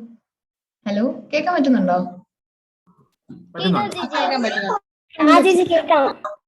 ഓക്കെ. അപ്പോ 3ാമത്തെ തവണയാണ് ഇപ്പോ ഞാൻ വൈറ്റ് ടോക്സിൽ ഇങ്ങനെ എല്ലാവരുമായിട്ടും സംസാരിക്കാൻ പറ്റിയിട്ടുള്ളത്. I am so happy to be here and to spend time with all of you. ആദ്യം നമ്മളൊന്ന് ഇൻഡിപെൻഡൻസ് ഡേക്ക് കണ്ടായിരുന്നു അല്ലേ? അന്ന് നമ്മൾ ഒരു ചെറിയ ഡിസ്കഷനിലായിരുന്നു ആദ്യമായിട്ട് എനിക്ക് വൈറ്റ് ടോക്സിൽ സംസാരിക്കാൻ പറ്റിയത്. ഇപ്പോ അന്ന് ഇല്ലാത്ത കുറച്ച് പുതിയ കുട്ടികളുണ്ടെന്ന് തോന്നുന്നു. അപ്പൊ എന്തായാലും അമൃതവർഷിണി പറഞ്ഞല്ലോ, എന്നാലും ഞാൻ അസ്ന അൻവർ, ഇപ്പോൾ ഡിഗ്രി ഫസ്റ്റ് ഇയർ സ്റ്റുഡന്റ് ആണ്. അപ്പൊ ഇന്ന് October 2 ഗാന്ധി ജയന്തിക്കാണ് നമ്മൾ എല്ലാവരും പിന്നെയും കണ്ടുമുട്ടിയിട്ടുള്ളത്. അപ്പൊ നമുക്ക് ഗാന്ധിജിയെ നമുക്കൊക്കെ അറിയാല്ലേ, നിങ്ങൾ എല്ലാവരും ഒരുപാട് കേട്ടുള്ളതാണ്. നമ്മുടെ ഇന്ത്യക്ക് നമ്മള് ബ്രിട്ടീഷുകാരുടെ കീഴിൽ നമ്മൾ ടൈറനെ അനുഭവിച്ചുകൊണ്ടിരുന്ന സമയത്ത് നമുക്ക് ലിബറേഷൻ നേടിത്തന്നതും നമുക്ക് ഇൻഡിപെൻഡൻസ് കിട്ടിയതിലും ഏറ്റവും വലിയൊരു പാർട്ടായിട്ടുള്ള ഗാന്ധിജി ആയിരുന്നു. അപ്പൊ ഗാന്ധിജിയുടെ ബർത്ത്ഡേ ആണ് ഇന്ന്. അപ്പൊ ഈ ദിവസത്തിനെ പറ്റി നമുക്ക് ഗാന്ധിജി എന്തൊക്കെ ചെയ്തിട്ടാണ് നമുക്ക് ലിബറേഷൻ നേടിത്തന്നുള്ളത് ജസ്റ്റ് നമുക്കൊന്ന് പരിചയപ്പെടാം.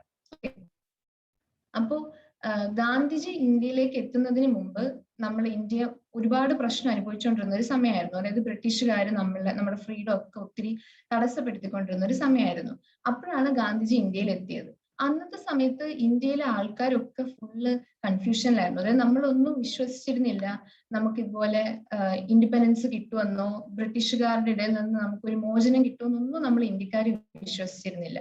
പക്ഷെ അന്ന് ഗാന്ധിജി വന്നതിന് ശേഷമാണ് ഗാന്ധിജി ആൾക്കാരെയൊക്കെ പറഞ്ഞു മനസ്സിലാക്കി. അതായത് നമുക്ക് ഇതൊക്കെ മാറിയിട്ട് നമുക്ക് ഫ്രീഡം കിട്ടും, ഇൻഡിപെൻഡൻസ് കിട്ടും എന്നുള്ളൊരു കാര്യം ഗാന്ധിജി അന്ന് നമ്മളെ പറഞ്ഞു മനസ്സിലാക്കി. അങ്ങനെ ഉള്ള മാസ് മൂവ്മെന്റിന് ശേഷമാണ് നമുക്ക് ഇൻഡിപെൻഡൻസ് കിട്ടിയത്. സത്യത്തിൽ ഈ ലിബറേഷൻ, ഫ്രീഡം എന്നുള്ള കാര്യം അത് നമുക്ക് ഗാന്ധിജിയായിട്ട് ഇക്വലൈസ് ചെയ്ത് തന്നെ പറയാം. അതായത് ആഫ്രിക്കയിലെ ലിബറേഷന് വേണ്ടിയിട്ട് ഒരുപാട് പ്രവർത്തിച്ച ഒരാളാണ് നെൽസൺ മണ്ടേല. അദ്ദേഹത്തിനെ നമ്മൾ വിളിക്കുന്നത് ആഫ്രിക്കൻ ഗാന്ധി എന്നാണ്. അതുപോലെ തന്നെ അമേരിക്കയിലെ ഇൻഡിപെൻഡൻസിന് വേണ്ടി പ്രവർത്തിച്ച ആളായിരുന്നു മാർട്ടിൻ ലൂതർ കിങ്. അദ്ദേഹത്തിനെ അറിയപ്പെടുന്നതോ അമേരിക്കൻ ഗാന്ധി എന്നാണ്.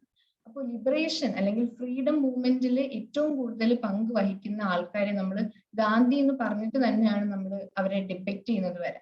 സോ അപ്പോൾ നമ്മൾ ഇന്ത്യൻസ് ഒക്കെ ഏറ്റവും കൂടുതൽ പ്രൗഡ് ആയിട്ടിരിക്കേണ്ട ഒരു കാര്യമാണ് നമ്മുടെ ഒരു ലീഡർ ആണല്ലോ മഹാത്മാഗാന്ധി എന്നുള്ളതിൽ തന്നെ. അപ്പൊ നമുക്കിനി ഗാന്ധിജി എന്തൊക്കെയാണ് ആ ലിബറേഷന് വേണ്ടിയിട്ട് ചെയ്ത കാര്യങ്ങൾ എന്നൊന്ന് നോക്കാം. ഓക്കെ,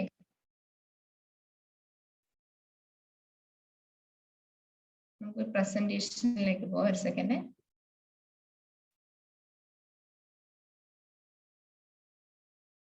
പവർ പോയിന്റ് കാണാൻ പറ്റുന്നുണ്ടോ?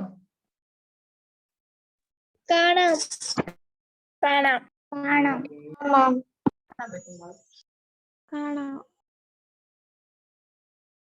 ഓക്കെ, അപ്പോ ഗാന്ധിജി ഇവിടെ എന്താ പറഞ്ഞത്? ഗാന്ധിജിയുടെ ഒരു കോട്ട് നമുക്കൊന്ന് കേൾക്കാമേ. A nation's culture resides in the hearts and souls of the people. അതായത് നമ്മുടെ കൺട്രി ഇന്ത്യ ആണല്ലോ. നമ്മുടെ കൺട്രിയിലെ ആൾക്കാരുടെ കയ്യിലാണ് നമ്മുടെ നേഷന്റെ കൾച്ചർ. അത് മാത്രമല്ല നമ്മുടെ പ്രോഗ്രസ്സും ഡെവലപ്മെന്റും ഒക്കെ ഒരുപാട് നമ്മളിൽ ഡിപ്പെൻഡ് ചെയ്തിരിക്കുകയാണ്. അതായത് ഇതിപ്പോ നമ്മൾ യങ് ജനറേഷൻ ആണല്ലേ. ഇവിടെ ഉള്ള വൈറ്റ് ടോക്സിൽ വന്നിരിക്കുന്ന വൈറ്റ് ചാൻസ് ഒക്കെ യങ്ങസ്റ്റ് ജനറേഷൻ ആണ് നമ്മുടെ ഇവിടെ ഉള്ളതിൽ, ഇന്ത്യയിലുള്ളതിൽ. അപ്പൊ നമ്മുടെ ഒക്കെ പ്രവൃത്തികൾ നമ്മുടെ രാജ്യത്തിന്റെ പ്രോഗ്രസിന് ഒരുപാട് സഹായകമാവുന്നതായിരിക്കും.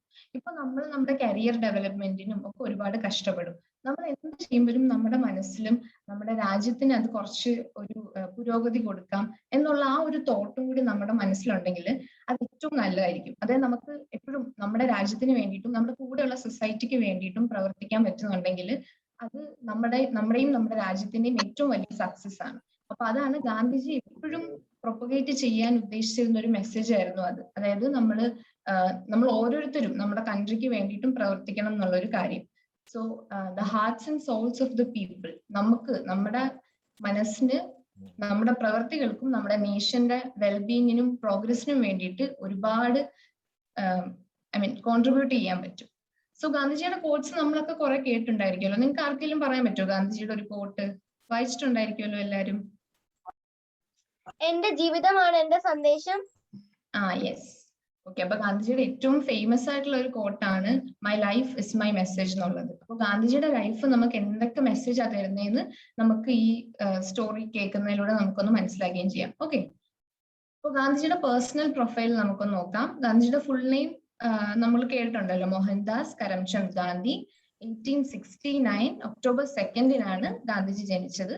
ടുഡേ ഇസ് ഒക്ടോബർ 2 ആൻഡ് നമ്മൾ ഈ ദിവസത്തിനെ United Nations International non violence day ആയിട്ടാണ് ഒബ്സർവ് ചെയ്യുന്നത്. കാരണം ഗാന്ധിജി ഒരു നോൺ വയലൻസ്, അഹിംസ എന്നുള്ള ഒരു ഐഡിയയുടെ പ്രൊപ്പഗേറ്റർ ആയിരുന്നല്ലോ. അപ്പൊ അതുകൊണ്ട് തന്നെ ഈ ദിവസത്തിന് ഇന്റർനാഷണൽ നോൺ വയലൻസ് ഡേ എന്നാണ് അറിയപ്പെടുന്നത്. ഗാന്ധിജി ജനിച്ചത് ഗുജറാത്തിലെ പോർബന്ദർ എന്നുള്ള സ്ഥലത്താണ്.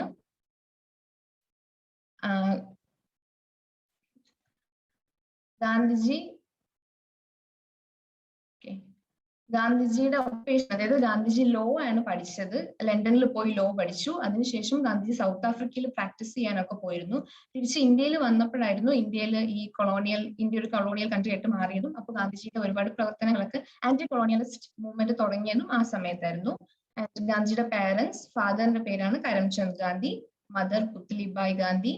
ഗാന്ധിജിയുടെ വൈഫിന്റെ പേരായിരുന്നു കസ്തൂർബ ഗാന്ധി. ഗാന്ധിജിക്ക് 4 മക്കളായിരുന്നു. 4 sons, Harilal, Manilal, Ramdas and Devdas. And Gandhiji assassinate വധിക്കപ്പെട്ടതായിരുന്നു 1948 ജാനുവരി 13 ആയിരുന്നു. ഈ ജാനുവരി 30 എന്നുള്ള ദിവസത്തിന് നമ്മൾ മാർട്ടിർസ് ഡേ ആയിട്ടാണ് ഒബ്സർവ് ചെയ്യുന്നത്. അതായത് രക്തസാക്ഷി ദിനം. നമ്മുടെ കൺട്രിക്ക് വേണ്ടിയിട്ട് പൊരുതി ലൈഫ് സാക്രിഫൈസ് ചെയ്യുന്ന ആൾക്കാരെയാണ് നമ്മൾ മാർട്ടേഴ്സ് രക്തസാക്ഷികൾ എന്ന് വിളിക്കുന്നത്. അപ്പൊ അവർക്ക് വേണ്ടിയിട്ടുള്ള ദിവസമായിട്ടാണ് ജാനുവരി 30 ഗാന്ധിജി അസാസിനേറ്റ് ചെയ്യപ്പെട്ട ദിവസത്തിന് നമ്മൾ ഒബ്സർവ് ചെയ്യുന്നത്. ഇനി നമുക്ക് ഗാന്ധിജിയുടെ ആ ഒരു പൊളിറ്റിക്കൽ ലൈഫിനെ പറ്റി നമുക്കൊന്ന് നോക്കാം. ഗാന്ധിജി ലണ്ടനിൽ പോയിട്ട് ലോ പഠിച്ചതിന് ശേഷം ഗാന്ധിജി സൗത്ത് ആഫ്രിക്കയിൽ അത് പ്രാക്ടീസ് ചെയ്യാൻ വേണ്ടി പോയിരുന്നു. അപ്പൊ ആ സമയത്ത് സൗത്ത് ആഫ്രിക്കയിൽ ഒരുപാട് പ്രശ്നങ്ങൾ നടക്കുമായിരുന്നു. റേഷ്യൽ ഡിസ്ക്രിമിനേഷൻ എന്ന് കേട്ടിട്ടുണ്ടോ നിങ്ങളൊക്കെ? എന്താണെന്നറിയോ റേഷ്യൽ ഡിസ്ക്രിമിനേഷൻ? വിവേചനം. യെസ്, അതായത് നമ്മുടെ സ്കിൻ കളർ, നമ്മുടെ റേസ് വെച്ചിട്ട് ആൾക്കാരെ ഡിസ്ക്രിമിനേറ്റ് ചെയ്യുന്ന ഒരു രീതിയായിരുന്നു അന്ന് സൗത്ത് ആഫ്രിക്കയിൽ ഉള്ളത്.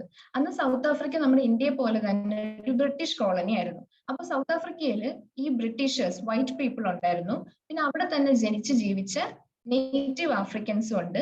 പിന്നെ ഇന്ത്യയിൽ നിന്ന് മൈഗ്രേറ്റ് ചെയ്ത് സൗത്ത് ആഫ്രിക്കയിൽ സെറ്റിൽ ചെയ്തിട്ടുള്ള കുറെ ഇന്ത്യൻസും ഉണ്ടായിരുന്നു. കളേർഡ് പീപ്പിൾ എന്നായിരുന്നു അവരെ പറയുന്നത്. അപ്പോൾ ഈ അന്ന് വൈറ്റ് പീപ്പിൾ നമ്മുടെ അവിടുത്തെ നേറ്റീവ് ആഫ്രിക്കൻസിനെയും ഇന്ത്യൻസിനെയും ഒരുപോലെ ഡിസ്ക്രിമിനേറ്റ് ചെയ്യുമായിരുന്നു. ഇന്ത്യൻസ് എന്ന് പറയുന്നത് അവിടെ ട്രേഡിന് വേണ്ടിയിട്ട് ചെന്ന ഇന്ത്യൻസും ഉണ്ടായിരുന്നു. അതുപോലെ അവിടെ ഈ കോൺട്രാക്ട് വർക്കിന്, അതായത് ഒരു കോൺട്രാക്റ്റിൽ അവിടെ ലേബറേഴ്സ് ആയിട്ട് സെറ്റിൽ ആയ ആൾക്കാരും അവിടുത്തെ മൈഗ്രന്റ് സെറ്റിലേഴ്സ്, അവിടെ സ്ഥിരമായിട്ട് താമസിക്കുന്ന ഇന്ത്യൻസും ആയിരുന്നു അന്ന് അവിടെ ഉള്ളത്. അപ്പൊ അന്ന് ഈ കളേർഡ് പീപ്പിളിനെയും നേറ്റീവ് ആഫ്രിക്കൻസിനെയും വൈറ്റ് പീപ്പിൾ ഡിസ്ക്രിമിനേറ്റ് ചെയ്യുന്ന ഒരു സിനാരിയോ ആയിരുന്നു അന്ന് അവിടെ ഉള്ളത്. റേഷ്യൽ ഡിസ്ക്രിമിനേഷൻ, അത് റേസിസം, നമ്മൾ അപ്പാർത്തൈഡ് എന്നും പറയും സൗത്ത് ആഫ്രിക്കയിലെ ആ ഒരു റേസിസത്തിന്. അപ്പൊ ആ സമയത്താണ് ഗാന്ധിജി അവിടെ ചെല്ലുന്നത്. ഗാന്ധിജിക്കും ഇതുപോലെ ഒരുപാട് റേഷ്യൽ ഡിസ്ക്രിമിനേഷൻ അനുഭവിക്കേണ്ടി വന്നു. ഗാന്ധിജി ബസ്സിലും പബ്ലിക് വെഹിക്കിൾസിലൊക്കെ ട്രാവൽ ചെയ്യുമ്പോഴത്തേക്കും ഗാന്ധിജിനെ താഴെ ഇരിക്കാൻ, ഫ്ലോറിൽ ഇരിക്കാൻ പറയും. അങ്ങനത്തെ ഒക്കെ കുറെ പ്രശ്നങ്ങൾ ഉണ്ടായിട്ടുണ്ട്. അതുപോലെ തന്നെ നമ്മൾ എപ്പോഴും കേട്ടുള്ള ഒരു സ്റ്റോറിയാണ് ഗാന്ധിജി ട്രെയിനിൽ യാത്ര ചെയ്ത സമയത്ത് ഗാന്ധിജി ഫസ്റ്റ് ക്ലാസ് ടിക്കറ്റ് എടുത്തിട്ടാണ് ട്രെയിനിൽ യാത്ര ചെയ്തത്. പക്ഷെ അന്ന് സൗത്ത് ആഫ്രിക്കയിൽ വൈറ്റ് പീപ്പിളിനെ മാത്രമേ ഫസ്റ്റ് ക്ലാസ് കമ്പാർട്ട്മെന്റിൽ യാത്ര ചെയ്യാൻ അനുവദിക്കുള്ളായിരുന്നു.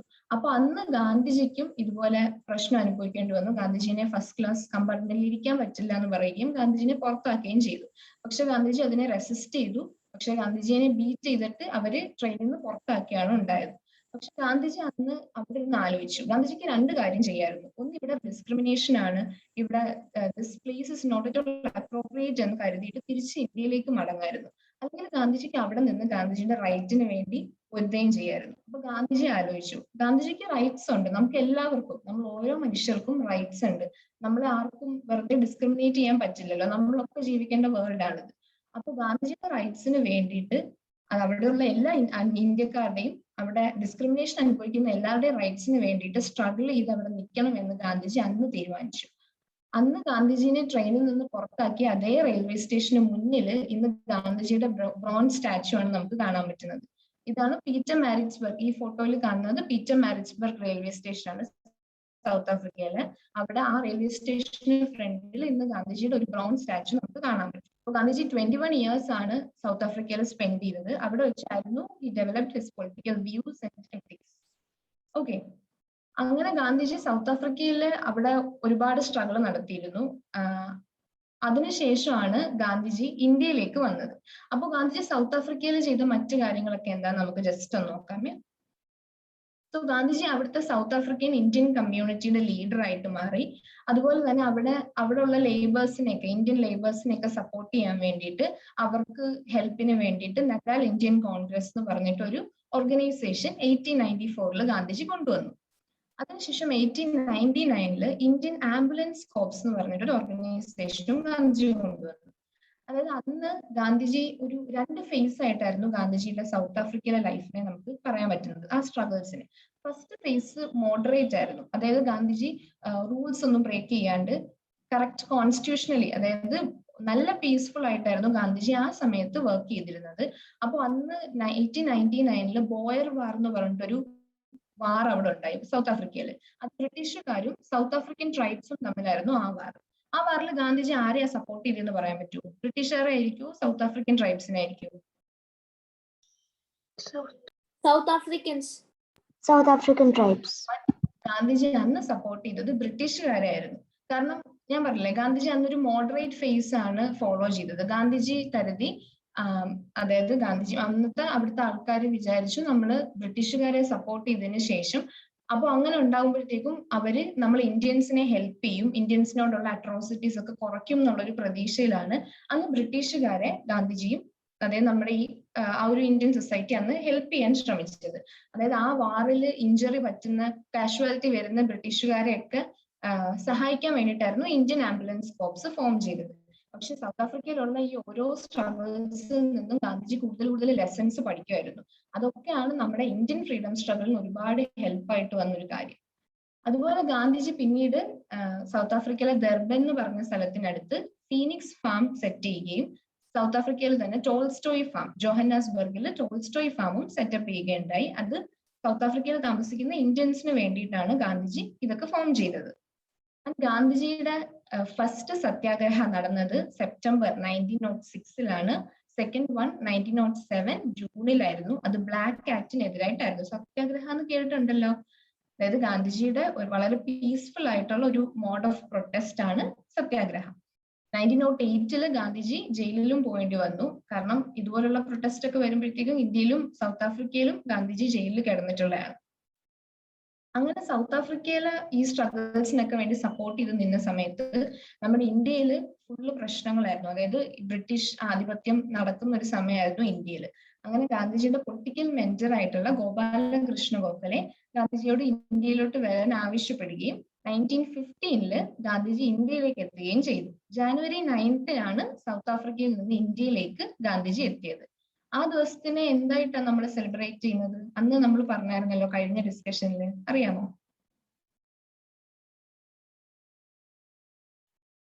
ഗാന്ധിജി സൗത്ത് ആഫ്രിക്കയിൽ നിന്ന് ഇന്ത്യയിലേക്ക് യെസ് കറക്റ്റ്, പ്രവാസി ഭാരതീയ ദിവസമായിട്ടാണ് നമ്മൾ ജാനുവരി 9 ആ ദിവസത്തിന് നമ്മൾ സെലിബ്രേറ്റ് ചെയ്യുന്നത്.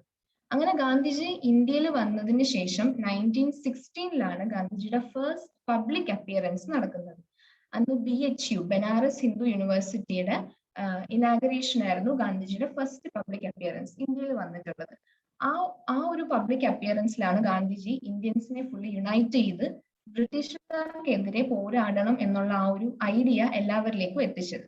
അതായത് നമ്മൾ ഇപ്പോഴായാലും നമ്മൾ ചില കാര്യങ്ങളൊക്കെ നമ്മുടെ സൊസൈറ്റിയിൽ ഇപ്പൊ ചില പ്രശ്നങ്ങളൊക്കെ കാണുമ്പോൾ നമ്മൾ വിചാരിക്കും, അല്ലെങ്കിൽ നമ്മൾ ചിലർ പറയുന്നേക്കും നമ്മളെ കൊണ്ടൊന്നും ചെയ്യാൻ പറ്റില്ല, നമ്മൾ വിചാരിച്ചാലൊന്നും അത് മാറില്ല എന്നുള്ളൊരു കോൺസെപ്റ്റ് നമ്മുടെ ഉള്ളിൽ കാണും. പക്ഷെ അന്നത്തെ ഇന്ത്യൻസും വിചാരിച്ചിരുന്നത് ഞാൻ നേരത്തെ പറഞ്ഞ പോലെ നമുക്ക് ലൈക് ബ്രിട്ടീഷുകാരായിരിക്കും ഇവിടെ ഇനി ഭരിക്കുന്നത് എന്നുള്ളൊരു കോൺസെപ്റ്റ് ആയിരുന്നു. പക്ഷെ ഗാന്ധിജിക്ക് സൗത്ത് ആഫ്രിക്കയിലെ എക്സ്പീരിയൻസുകൾ ഉണ്ടായിരുന്നല്ലോ.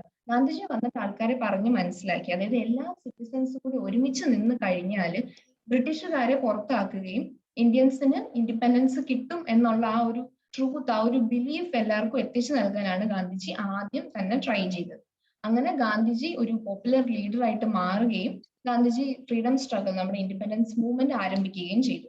ആക്ച്വലി ഗാന്ധിജി ഇന്ത്യയിൽ വന്നത് തൊട്ട് നമുക്ക് ഇൻഡിപെൻഡൻസ് കിട്ടിയവർ ആ ഒരു സമയത്തിന് നമ്മുടെ ഗാന്ധിയൻ എറ എന്ന് തന്നെയാണ് പറയുന്നത്. സോ 1916 ഗാന്ധിജിയുടെ ഇന്ത്യയിലെ ഫസ്റ്റ് സത്യാഗ്രഹ മൂവ്മെന്റ്. അത് ബീഹാറിലെ ചമ്പാരൻ എന്ന് പറഞ്ഞ സ്ഥലത്തായിരുന്നു ആ മൂവ്മെന്റ് നടന്നത്. അതിനുശേഷം 1918 അഹമ്മദാബാദ് മിൽ സ്ട്രൈക്ക് നടന്നു. അതായത് അഹമ്മദാബാദിലെ ഒരു കോട്ടൺ മിൽ വർക്കേഴ്സിനെ സപ്പോർട്ട് ചെയ്തിട്ടുള്ള സ്ട്രൈക്ക് ആയിരുന്നു. പിന്നെ ഗുജറാത്തിലെ ഖേദ എന്ന് പറഞ്ഞ സ്ഥലത്തെ ഫാമേഴ്സിനെ സപ്പോർട്ട് ചെയ്തുകൊണ്ട് ഖേദ സത്യാഗ്രഹ നടന്നു. 1919 സത്യാഗ്രഹം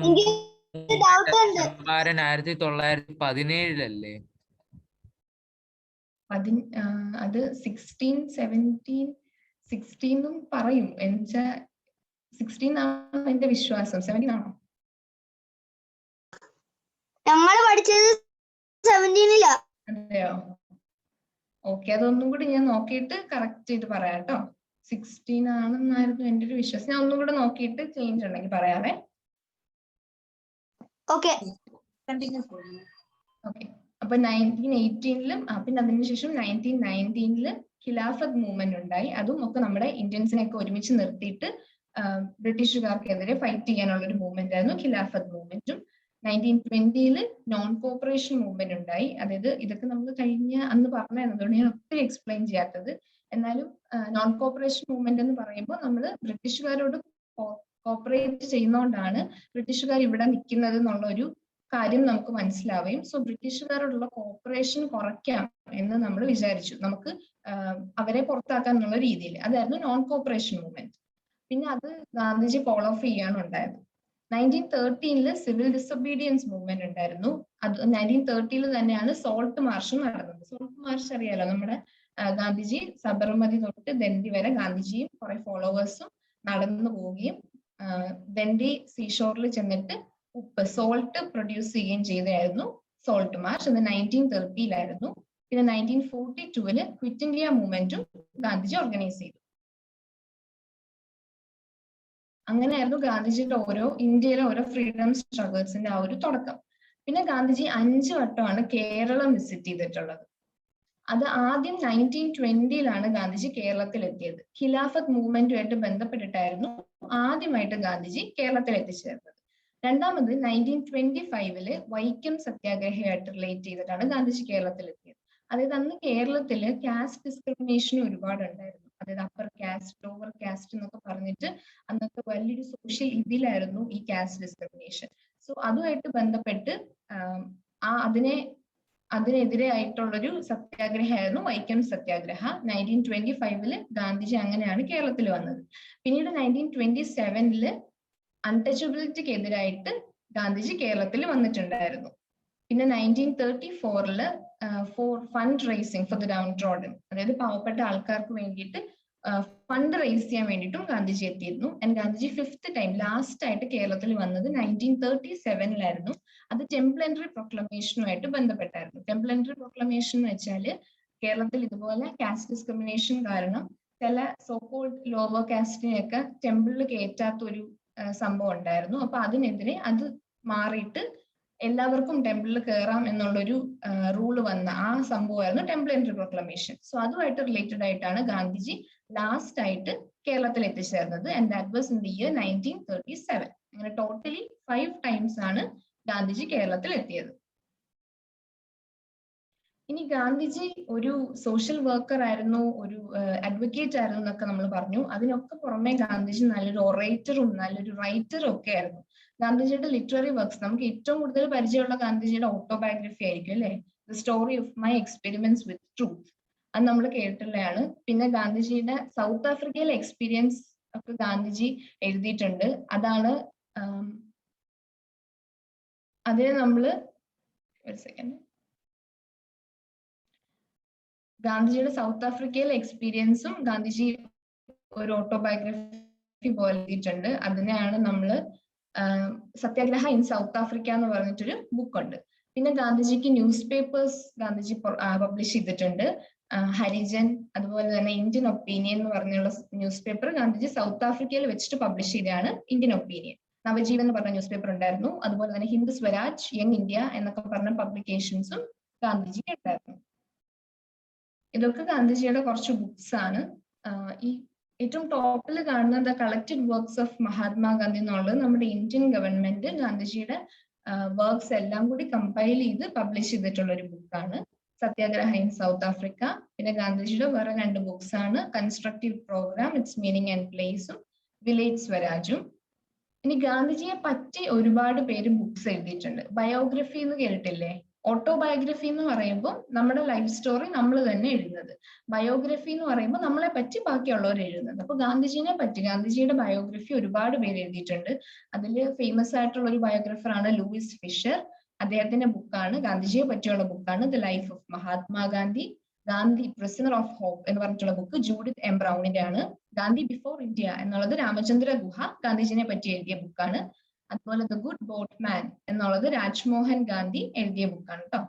പിന്നെ ഐ ആം ഗാന്ധി എന്ന് പറഞ്ഞിട്ടൊരു ബുക്കുണ്ട്. അത് കൊച്ചു കുട്ടികൾക്കൊക്കെ വായിക്കാൻ പറ്റുന്ന ഒരു ബുക്കാണ്. ബ്രാഡ് മെൽസ്റ്റർ എന്ന് പറഞ്ഞു ഇവിടെ സെന്ററിൽ കാണുന്നില്ലേ ഐ ആം ഗാന്ധി എന്ന് പറഞ്ഞുള്ള ബുക്ക്. അത് കൊച്ചു കുട്ടികൾക്കൊക്കെ ഗാന്ധിനെ പറ്റി കുറച്ചൊന്ന് പറഞ്ഞു തരുന്ന ഒരു ബുക്കാണ്. ഇതൊക്കെ ഗാന്ധിജിനെ പറ്റിയുള്ള ബയോഗ്രഫീസ് ആണ്. ഇനി ഗാന്ധിനെ പറ്റിയുള്ള ബുക്സിന് പുറമെ ഫിലിമും ഉണ്ട്. അതായത് അന്നത്തെ നമ്മുടെ ഇൻഡിപെൻഡൻസ് സ്ട്രഗിളും ഗാന്ധിജിയുടെ ആ ഒരു ലിബറേഷൻ മൂവ്മെന്റ്സും ഒക്കെ മനസ്സിലാക്കാൻ നമ്മളെ ഹെൽപ്പ് ചെയ്യുന്നതാണ് ഈ ഫിലിം. 1982 റിലീസ് ചെയ്തൊരു ഫിലിമാണിത്. ഗാന്ധിനെ പറ്റി, ഗാന്ധിന്റെ ബയോപിക് ആണ്. ജോൺ ബ്രെയ്ലി ആണ് ഈ ഫിലിം എഴുതിയത്. This was produced നമുക്ക് ആ പോസ്റ്ററിൽ കാണാം അല്ലെ, ഗാന്ധിനെ പോലെ തന്നെ ഇരിക്കുന്ന ഒരാളുണ്ട്. അതായത് ഗാന്ധിനെ ആ ഫിലിമിൽ പോർട്രേ ചെയ്തിട്ടുള്ളത് ബെൻ കിങ്സ്ലി എന്ന് പറഞ്ഞിട്ടുള്ള ഒരു ആക്ടറാണ്. ഇനി ഗാന്ധിജിയുടെ ഡേറ്റ്സ് നമ്മളിത് കേട്ടിട്ടുള്ളതാണ് അല്ലെ. October 2 ഇന്ന്, അതായത് ടുഡേ ഗാന്ധിജിയുടെ ബർത്ത്ഡേ ആണ്. ഗാന്ധി ജയന്തി നമ്മൾ അന്നെ വിളിക്കും. ആ day international day of non violence ആയിട്ടും സെലിബ്രേറ്റ് ചെയ്തിട്ടുണ്ട്. അതുപോലെ ഇതൊക്കെ ഞാൻ പറഞ്ഞത് തന്നെയാണ്. January 9 പ്രവാസി ഭാരതീയ ദിവസ്, ഗാന്ധിജി സൗത്ത് ആഫ്രിക്കയിൽ നിന്ന് ഇന്ത്യയിൽ എത്തിയ ദിവസം. January 30 ഗാന്ധിജിയുടെ അസാസിനേഷൻ നടന്ന ഡേ ആണ്. നാഷണൽ മാർട്ടേഴ്സ് ഡേ എന്നാണ് ആ ദിവസത്തിനെ വിളിക്കുന്നത്. ഇനി ഗാന്ധിയൻ ഐഡിയോളജീസ് ഉണ്ട്. അതായത് Gandhiji my life is my message എന്ന് പറയുന്ന പോലെ ഗാന്ധിജിക്ക് ഒരുപാട് മെസ്സേജസ് ഉണ്ടായിരുന്നു. ഗാന്ധിജി നമ്മുടെ സൊസൈറ്റിയിൽ ഫുള്ള് സ്പ്രെഡ് ചെയ്യാൻ ശ്രമിച്ച ഗാന്ധിജിയുടെ ഏറ്റവും ഇമ്പോർട്ടന്റ് ആയിട്ടുള്ള ഒരു വെപ്പൺ എന്ന് തന്നെ പറയാവുന്നതാണ് truth and non violence. Gandhiji എപ്പോഴും അപ്രൈസ് ചെയ്തിരുന്ന രണ്ട് മെസ്സേജസ് ആണ് ട്രൂത്തും നോൺ വയലൻസും. അതായത് ട്രൂത്ത് നമ്മളെല്ലാം എപ്പോഴും പ്രവർത്തിക്കുമ്പം നമ്മൾ ട്രൂത്തിനോട് തന്നെ ചേർന്ന് നിൽക്കണം. അതായത് always believe the truth will always win. നമ്മൾ ചില സിറ്റുവേഷൻസിൽ നമ്മൾ കള്ളം പറയേണ്ടി വന്നാലും ഒക്കെ നമ്മൾ ആലോചിക്കണം, ആ സിറ്റുവേഷനിൽ നമ്മൾ പലതും നമുക്ക് തോന്നും, ബട്ട് ട്രൂത്ത് ആയിരിക്കും എപ്പോഴും വിജയിക്കുന്നത്. നമ്മൾ ട്രൂത്തിന്റെ കൂടെ നിന്നാൽ നമുക്കും ആ വിജയം കിട്ടും. So always believe in truth. And satyagraha ഗാന്ധിജിയുടെ മറ്റൊരു ഐഡിയോളജി ആയിരുന്നു. അതായത് ഒത്തിരി വയലൻസ് ഒന്നും ഇല്ലാണ്ട്, അക്രമം ഇല്ലാണ്ട് പീസ്ഫുൾ ആയിട്ടുള്ള ഒരു പ്രൊട്ടസ്റ്റ് മെത്തേഡ് ആയിരുന്നു സത്യാഗ്രഹ. ദെൻ സർവോദയ, അതായത് universal uplift and or progress of all. അതായത് ഒരു സൊസൈറ്റിയിലെ ഒരു സെക്ഷൻ മാത്രമല്ല, ടോട്ടലി നമ്മുടെ എല്ലാ സൊസൈറ്റിക്കും പ്രോഗ്രസ് വരണം എന്നുള്ള ആ ഒരു കോൺസെപ്റ്റ് ആയിരുന്നു ഗാന്ധിജിയുടേത്, സർവോദയ എന്ന് വിളിക്കുന്നത്. പിന്നെ സ്വരാജ്, അതായത് സെൽഫ് റൂൾ. അന്ന് ഒരു ഫോറിൻ കൺട്രോളിലായിരുന്നല്ലോ നമ്മുടെ കൺട്രി. അപ്പൊ നമുക്ക് അതൊക്കെ മാറിയിട്ട് സ്വരാജ്, നമ്മൾ തന്നെ നമ്മുടെ കൺട്രീനെ റൂൾ ചെയ്യണം എന്നുള്ളൊരു കോൺസെപ്റ്റ് ആയിരുന്നു സ്വരാജ്. അതിപ്പോ നമ്മുടെ പേഴ്സണൽ ലൈഫിൽ നോക്കിക്കഴിഞ്ഞാൽ നമുക്ക് ഈ സെൽഫ് സഫിഷ്യൻസി എന്നുള്ള കാര്യം ഉണ്ടല്ലോ, അതായത് നമ്മൾ ബാക്കിയുള്ളവരെ ഡിപ്പെൻഡ് ചെയ്യാണ്ട് നമ്മൾ തന്നെ നമ്മുടെ കാര്യങ്ങൾ ചെയ്യുന്ന ആ ഒരു ഐഡിയ എപ്പോഴും ഗാന്ധിജിക്ക് ഉണ്ടായിരുന്നു. അതുപോലെ സ്വദേശി മൂവ്മെന്റും സ്വദേശി ഐഡിയ ഉണ്ടായിരുന്നു. അതായത് ഓഫ് വൺസ് ഓൺ കൺട്രി, നമ്മുടെ കൺട്രിക്ക് വേണ്ട കാര്യങ്ങളൊക്കെ നമ്മൾ തന്നെ പ്രൊഡ്യൂസ് ചെയ്യുക എന്നുള്ളൊരു കോൺസെപ്റ്റ് ആയിരുന്നു ഗാന്ധിജിക്കുള്ളത്. പിന്നെ ഗാന്ധിജി കൊണ്ടുവന്ന ഒരു എഡ്യൂക്കേഷണൽ ഐഡിയ ആയിരുന്നു വാർധ സ്കീം ഓഫ് എഡ്യൂക്കേഷൻ. അതായത് national conference of national workers എന്ന് പറഞ്ഞിട്ടൊരു മീറ്റിംഗ് വാർധ എന്ന് പറഞ്ഞ സ്ഥലത്ത് നടന്നിരുന്നു. അവിടെ നിന്നാണ് ഈ വാർധ സ്കീം ഓഫ് എഡ്യൂക്കേഷന്റെ ഒരു ഫ്രെയിം വർക്ക് വന്നത്. അതായത് ഗാന്ധിജിയുടെ കോൺസെപ്റ്റ്, എഡ്യൂക്കേഷനെ പറ്റി ഗാന്ധിജിക്ക് കുറച്ച് കോൺസെപ്റ്റ്സ് ഉണ്ടായിരുന്നു. നമ്മൾ ഇപ്പോ നേരത്തെ വീണ മാം പറഞ്ഞ പോലെ നമ്മൾ പഠിക്കുന്നതിന്റെ കൂടെ തന്നെ കുറച്ച് കോ കരിക്കുലർ ആക്ടിവിറ്റീസും ഗാന്ധിജി എസ്പെഷ്യലി പറഞ്ഞ കാര്യം എന്ന് വെച്ചാൽ ഹാൻഡിക്രാഫ്റ്റ്. നമ്മൾ ഏതെങ്കിലും ഹാൻഡിക്രാഫ്റ്റും നമ്മുടെ പഠിത്തത്തിന്റെ കൂടെ തന്നെ കൊണ്ടുപോകണം, അതായത് അത് പഠിച്ചിരിക്കണം എന്നുള്ളൊരു കാര്യമായിരുന്നു ഗാന്ധിജിയുടെ ആ ഒരു ഐഡിയ. അതുപോലെ തന്നെ ഈ ഫ്രീ ആൻഡ് കമ്പൽസറി എഡ്യൂക്കേഷൻ വേണം എന്നൊക്കെ ഉള്ള ഒരു ഐഡിയ ആയിരുന്നു ഗാന്ധിജിക്കുള്ളത്. ആ ഒരു ഐഡിയനെയാണ്, ആ ഒരു സ്കീം ഓഫ് എഡ്യൂക്കേഷനെയാണ് നമ്മൾ വാർധ സ്കീം ഓഫ് എഡ്യൂക്കേഷൻ എന്ന് വിളിക്കുന്നത്. ഇനി ഗാന്ധിജിയുടെ ലൈഫ് നമ്മളെ ഒക്കെ ഇൻസ്പയർ ചെയ്യുന്ന പോലെ ഒരുപാട് പേർക്ക് സ്വന്തം കൺട്രിക്ക് വേണ്ടി പ്രവർത്തിക്കാനും ഒക്കെ ഹെൽപ്പ് ചെയ്തിട്ടുള്ളായിരുന്നു. അപ്പോ ബാരക് ഒബാമയും മാർട്ടിൻ ലൂതർ കിങ്ങും ഒക്കെ ഗാന്ധിജിനെ പറ്റി പറഞ്ഞത് നമുക്ക് ഇവിടെ കാണാം. ബാരക് ഒബാമ പറയുന്നുണ്ട്, he embodies the kind of transformational change that can be made when ordinary people come together to do extraordinary things. അതായത് സാധാരണ ആൾക്കാർക്ക് നമ്മൾക്ക് ഒരുമിച്ച് നിന്ന് കഴിഞ്ഞാൽ എക്സ്ട്രാordinary കാര്യങ്ങൾ ചെയ്യാൻ പറ്റും എന്നുള്ള ആ ഒരു കാര്യം മനസ്സിലാക്കി തന്ന ആളാണ് ഗാന്ധിജി എന്നാണ് പറയുന്നത്. ആൽബർട്ട് ഐൻസ്റ്റീനും ശശി തരൂരും ഒക്കെ ഗാന്ധിജിനെ പറ്റി പറഞ്ഞത് നമുക്കിവിടെ വായിക്കാം. വായിച്ചു നോക്കിക്കോളൂ. ആൽബർട്ട് ഐൻസ്റ്റീൻ പറഞ്ഞാണ്, generations to come will scarce believe that such a one as this ever in flesh and blood walked upon this earth. അതായത് ഇപ്പൊ ഗാന്ധിജിക്ക് ശേഷം ഒക്കെ വന്ന ജനറേഷൻസ് ആണ് നമുക്ക് അങ്ങനെ ഒരാളെ പറ്റി വിശ്വസിക്കാനേ പറ്റില്ല, അങ്ങനെ ഒരാളുണ്ടെന്ന് നമ്മൾ വിശ്വസിക്കില്ല. ആ ഒരു മീനിങ്ങിലാണ് ആൽബർട്ട് ഐൻസ്റ്റീൻ പറയുന്നത്. അതായത് ഗാന്ധിജിയുടെ ആ ഒരു വേഷം തന്നെ ഭയങ്കര ഡിഫറെന്റ് ആയിരുന്നു അല്ലേ? എങ്ങനെയാണ് ഗാന്ധിജി നടക്കുന്നത്? ഗാന്ധിജിയുടെ ഡ്രസ്സിങ് എങ്ങനെയായിരുന്നു? അത് തന്നെ, ഒരു വടിയും പിടിച്ച് ഒരു കണ്ണാടിയും വെച്ചിട്ട് ഒരു ധോത്തിയും ഒരു ലോയിൻ ക്ലോത്തും മാത്രം ധരിച്ചുകൊണ്ടായിരുന്നു ഗാന്ധിജി നടക്കുന്നത്. പിന്നെ ഗാന്ധിജിയുടെ പീസ് ആ ഒരു ഐഡിയാസും ഒക്കെ വളരെ ഡിഫറെന്റ് ആയിരുന്നു. അതായത് ഏറ്റവും നല്ലൊരു രീതിയിലാണ് ഗാന്ധിജി നമുക്ക് നമ്മുടെ കൺട്രിയുടെ പ്രോബ്ലംസ് ഒക്കെ ഒഴിഞ്ഞു കിട്ടാൻ വേണ്ടിയിട്ട് പ്രവർത്തിച്ചത് അല്ലേ? ഇനി ഗാന്ധിജിയുടെ കോട്സ് എല്ലാവരും ഇടയ്ക്കൊക്കെ വായിച്ചൊക്കെ നോക്കണം കേട്ടോ. നമുക്ക് ഒത്തിരി ഇൻസ്പിറേഷൻ തരുന്ന കുറെ കോട്സ് ഗാന്ധിജി പറഞ്ഞിട്ടുണ്ട്. The future depends on what you do today. അതുപോലെ വേറൊരു കാര്യം ഗാന്ധിജി പറഞ്ഞാണ്, the best way to find yourself is to lose yourself in the service of others. അതായത് നമുക്ക് നമ്മളെ തന്നെ മനസ്സിലാക്കാനുള്ള ഏറ്റവും നല്ല വഴി എന്ന് വെച്ചാൽ നമ്മൾ ബാക്കിയുള്ളവർക്ക് സെർവ് ചെയ്യുക, ബാക്കിയുള്ളവരെ സഹായിക്കുക എന്നുള്ളതാണ്. അത് ഗാന്ധിജി എപ്പോഴും പ്രൊപ്പഗേറ്റ് ചെയ്തിരുന്ന ഒരു മെസ്സേജ് ആയിരുന്നു. നമ്മുടെ ലൈഫിൽ നമുക്ക് ലൈഫ് ഒരുപാട് മീനിങ് ആയിട്ട് തോന്നും നമ്മൾ ബാക്കിയുള്ളവർക്ക് വേണ്ടി എന്തെങ്കിലും ചെയ്യുമ്പോൾ. ചിലപ്പോൾ നമ്മുടെ ഒരു വാക്കാവാം, നമ്മൾ എന്തെങ്കിലും പറയുന്നതാവും, അല്ലെങ്കിൽ ചെറിയ ചെറിയ ഹെൽപ്പ് ആവും. പക്ഷെ അത് നമ്മുടെ ലൈഫിൽ നമുക്ക് ഒത്തിരി സാറ്റിസ്ഫാക്ഷൻ തരുന്നതായിരിക്കും. ഓരോ ദിവസവും കഴിയുമ്പോൾ at the end of the day നമുക്ക് ചിന്തിച്ച് നോക്കാം, നമ്മൾ ഇന്ന് എന്ത് ചെയ്തു, ഒരു നല്ല കാര്യം എന്ത് ചെയ്തു എന്ന് ആലോചിക്കുമ്പോൾ നമുക്ക് എന്തെങ്കിലും പറയാനുണ്ടെങ്കിൽ will feel so happy that നമുക്ക് ഭയങ്കര സാറ്റിസ്ഫാക്ഷൻ കിട്ടും. നമുക്ക് ഏറ്റവും നല്ലതുപോലെ ഉറങ്ങാനും പറ്റും. അപ്പൊ എല്ലാ ദിവസവും നിങ്ങൾ രാത്രി കിടക്കുന്നതിന് മുമ്പ് ഒന്ന് ആലോചിക്കുക, ഞാൻ ഇന്ന് എന്തെങ്കിലും നല്ലത് ചെയ്തിട്ടുണ്ടോ എന്ന്. ചിലപ്പോൾ നമ്മുടെ അച്ഛനും അമ്മയ്ക്കും വേണ്ടി എന്തെങ്കിലും ചെറിയൊരു കാര്യം ചെയ്തു കൊടുക്കുന്നതാവാം. എന്തായാലും നമുക്ക് അങ്ങനെ പറയാൻ ഒരു കാര്യം ഉണ്ടെങ്കിൽ നമ്മുടെ ഓരോ ഡേയും ഒരുപാട് മീനിങ് ആയിരിക്കും. അപ്പൊ അതെല്ലാവരും ഒന്ന് ശ്രദ്ധിക്കുക. ഗാന്ധിജി എപ്പോഴും പറഞ്ഞിട്ടുള്ള ഒരു കാര്യമാണ്. And also live as if you were to die tomorrow, learn as if you were to live forever, and be the change you want to see in the world. ഇതൊക്കെ ഗാന്ധിജിയുടെ കോട്സ് ആണ്. എല്ലാവരും ഗാന്ധിജിയുടെ കോട്സ് ഇടയ്ക്കിടയ്ക്ക് എടുത്ത് വായിച്ചു നോക്കണം കേട്ടോ. നല്ല ഇൻസ്പിറേഷൻ ഉള്ളതായിരിക്കും അത്. And so thank you. ഞാൻ കുറച്ച് കാര്യങ്ങൾ ഗാന്ധിജിയെ പറ്റി എല്ലാം കൂടെ കുറച്ച് കാര്യങ്ങൾ സേവ് ചെയ്ത് വെച്ചിട്ട് പറഞ്ഞതാണ്. Thank you for spending this time with me. Thank you so much. എന്തെങ്കിലും ഡൗട്ട് ഉണ്ടെങ്കിൽ ചോദിക്കാം കേട്ടോ. എന്തെങ്കിലും കാര്യം പറയാനുണ്ടോ ഇനി?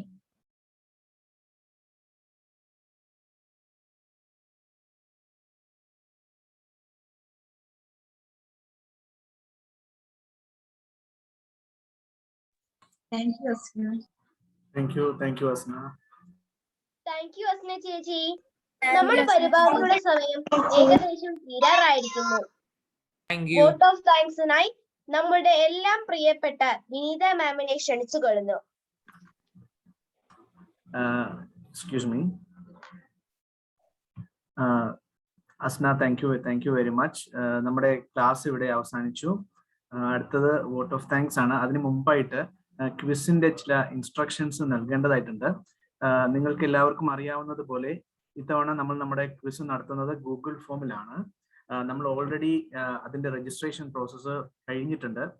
സബ് ജൂനിയേഴ്സ്, ജൂനിയേഴ്സ്, സീനിയേഴ്സ് എന്ന പേരിൽ 3 ഗ്രൂപ്പ് ഓൾറെഡി ക്രിയേറ്റഡ് ആയിട്ടുണ്ട്. 3 WhatsApp group.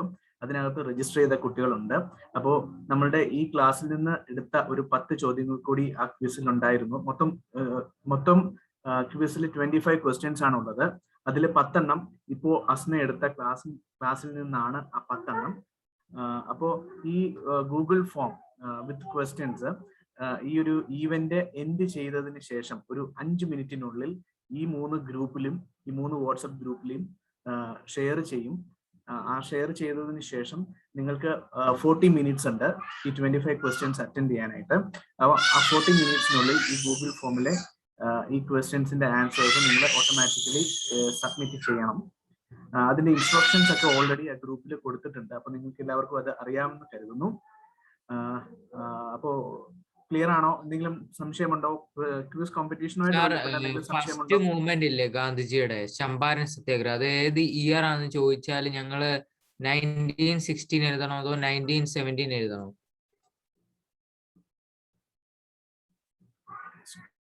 Excuse me Asna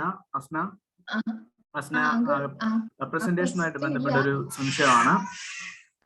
ആ ക്വസ്റ്റ്യൻ ആക്ച്വലി ഇല്ല ഞങ്ങൾ, പക്ഷെ അതൊരു കൺഫ്യൂഷൻ ഉണ്ട്. കാരണം ചില ടെക്സ്റ്റുകൾ 1917 ഗൂഗിളിൽ പല സ്ഥലങ്ങളിലും 1916 പറയുന്നുണ്ട്. ഞാൻ നോക്കിയിരുന്നു, ഒരു കൺഫ്യൂഷൻ ഉണ്ട് അത്.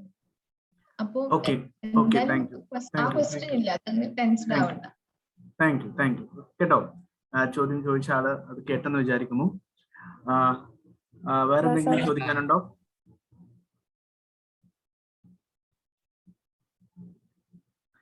ക്വിസ് കോമ്പറ്റീഷനുമായിട്ട് ബന്ധപ്പെട്ട് മറ്റെന്തെങ്കിലും ചോദിക്കാനുണ്ടെങ്കിൽ ചോദിക്കാം. ഞാൻ നമ്മുടെ ഗസ്റ്റ് വീണ മാം ഇപ്പോഴും നമുക്കൊപ്പം ഉണ്ട്. വളരെ വളരെ നന്ദി. ഈ ഒരു ക്ലാസ് ഫുള്ള് അറ്റൻഡ് ചെയ്തതിന് ഒത്തിരി സന്തോഷം. തിരക്കിട്ട സമയത്ത് ഒരു അരമണിക്കൂറും കൂടുതൽ ഞങ്ങൾക്കൊപ്പം പങ്കിട്ടതിൽ ഒത്തിരി സന്തോഷം. അസ്നയുടെ ഈ ക്ലാസ് ഇഷ്ടപ്പെട്ടിട്ടുണ്ടാവും എന്ന് കരുതുന്നു. എന്തെങ്കിലും അഭിപ്രായങ്ങൾ ഉണ്ടെങ്കിൽ പറയാം മാമിന്. കൊള്ളായിരുന്നു, നല്ല ക്ലാസ് ആയിരുന്നു, പ്രസന്റേഷൻ ഉണ്ടായിരുന്നു, PPT ഉണ്ടായിരുന്നു, എല്ലാം എക്സ്പ്ലെയിൻ ചെയ്തു. ഒരു ഒരു ഷോർട്ട് ടൈമിൽ ഗാന്ധിജിയെ പറ്റിയുള്ള സകല ഇൻഫർമേഷനും തന്നൊരു ബേസിക് പിക്ചർ തരാൻ പറ്റി. It was very nice and I was very much entertained and very useful also. It was good class. Thank you, ma'am. The full credit goes to Asna. Thank you, ma'am. Thank you. അപ്പോൾ നമുക്ക് മാം ഞങ്ങളുടെ ക്വിസിന്റെ മൂന്ന് set questions ഉണ്ട്. Sub juniors, juniors, സീനിയേഴ്സിന്. അത് മൂന്നും മാമുമായിട്ടും share ചെയ്യാം, മാമിനും കാണാം. ഞങ്ങളുടെ ഓൾറെഡി ഫോം ചെയ്തിട്ടുള്ള വാട്സപ്പ് ഗ്രൂപ്പിൽ ഞങ്ങൾ ഇപ്പോൾ ക്വസ്റ്റ്യൻ ഈ ഈവന്റ് അവസാനിച്ച ഒരു 5 മിനിറ്റ്സിനുള്ളിൽ ഷെയർ ചെയ്യും. അപ്പം നിങ്ങൾക്ക് എല്ലാവർക്കും ആ ഒരു ക്വിസിൽ രജിസ്റ്റർ ചെയ്തവർക്ക് എല്ലാവർക്കും അത് അറ്റൻഡ് ചെയ്യാം. ഓക്കെ, അപ്പൊ നമ്മുടെ ഈവന്റ് ഇവിടെ അവസാനിപ്പിക്കാമെന്ന് തോന്നുന്നു. Amruthavarshini, please carry on. Thank you Asna ചേച്ചി. നമ്മുടെ പരിപാടിയുടെ സമയം ഏകദേശം തീരാറായിരിക്കുന്നു. വോട്ട് ഓഫ് താങ്ക്സിനായി നമ്മുടെ എല്ലാം പ്രിയപ്പെട്ട വിനീത മാമിനെ ക്ഷണിച്ചു കൊള്ളുന്നു.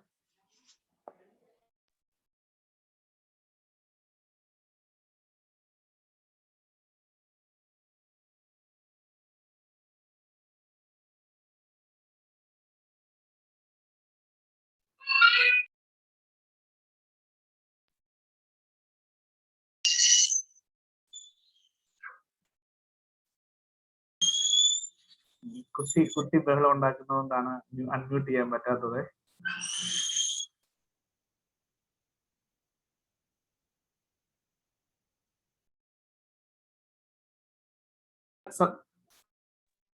Okay.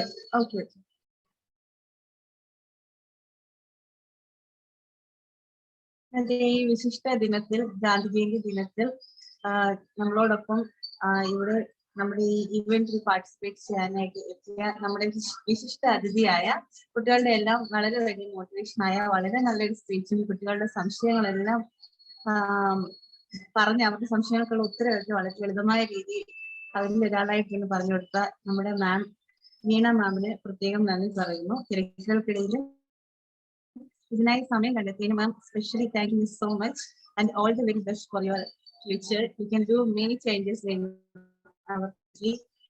I wish you a bright time. Thank you so much. പിന്നെ ഈ വീഡിയോ അവതരിപ്പിച്ച നന്ദന, ടൈം ഷെഡ്യൂൾ എക്സ്പ്ലെയിൻ ചെയ്ത നമ്മുടെ നമ്മുടെ ടെക്നിക്കൽ സൈഡിൽ നമ്മളെ ഒരുപാട് ഹെൽപ്പ് ചെയ്തുകൊണ്ടിരിക്കുന്ന ഏബൽ. ഒപ്പം തന്നെ ഇന്ന് ഒക്ടോബർ 2 ഗാന്ധി ജയന്തിയുമായി ബന്ധപ്പെട്ട ഒരു ക്വിസ് കോമ്പറ്റീഷൻ നടക്കുന്നുണ്ട്. അതിന് വളരെ വിലയേറിയ ഒരു അറിവുകളുടെ ഒരു അതിന്റെ ഒരു പറയാ ഒരു വലിയൊരു കുമ്പാരം തന്നെ, ഒരു പ്രസന്റേഷൻ കൂടി, ഒരു ക്ലാസ് കൂടി കുട്ടികൾക്ക് വിലയേറിയ അറിവുകൾ നൽകിയ അസ്ന അൻവറിന് പ്രത്യേകം നന്ദി അറിയിക്കുന്നു. പിന്നെ ചെയ്ത വിനോദ് സാറിനും പ്രത്യേകം നന്ദി പറയുന്നു. സ്വാഗതം ആശംസിച്ച അയനെ ഒരിക്കലും മറന്നിട്ടില്ല. Ayana, thank you so much. You are doing an excellent job. And ഇന്നിവിടെ കൂടിയിരിക്കുന്ന എല്ലാ വൈസ് ചാൻസിനും അവരുടെ പേരൻസ്, നിങ്ങളുടെ വൈറ്റ് ഹൗസ് ടീമിലെ ഏറ്റവും വലിയ സപ്പോർട്ടാണ് വൈറ്റ് ഹൗസിലെ കുട്ടികളുടെ പേരൻസിന്റെ ഏറ്റവും വലിയ സപ്പോർട്ട്. ആ സപ്പോർട്ടിനായിട്ട് ഞങ്ങൾക്ക് ഇപ്പോഴുള്ള എല്ലാ പേരൻസിനും കൂടി ഈ പ്രോഗ്രാം കാണാനായി വന്നിരിക്കുന്നു, ക്വിസ് കോമ്പറ്റീഷൻ അറ്റൻഡ് ചെയ്യാനായി വന്നിരിക്കുന്നതായിട്ടുള്ള എല്ലാ കുട്ടികളും അവരുടെ ഫാമിലി, ഈ പ്രോഗ്രാമിലൂടെ നമ്മളെ സപ്പോർട്ട് ചെയ്യാൻ എത്തിയിരുന്ന എല്ലാ അതിഥികൾക്കും എന്റെയും വൈറ്റ് ഹൗസിന്റെയും പേരിലുള്ള പ്രത്യേകം നന്ദി അറിയിക്കുന്നു. Voters price അറിയിച്ചിരിക്കുന്നു.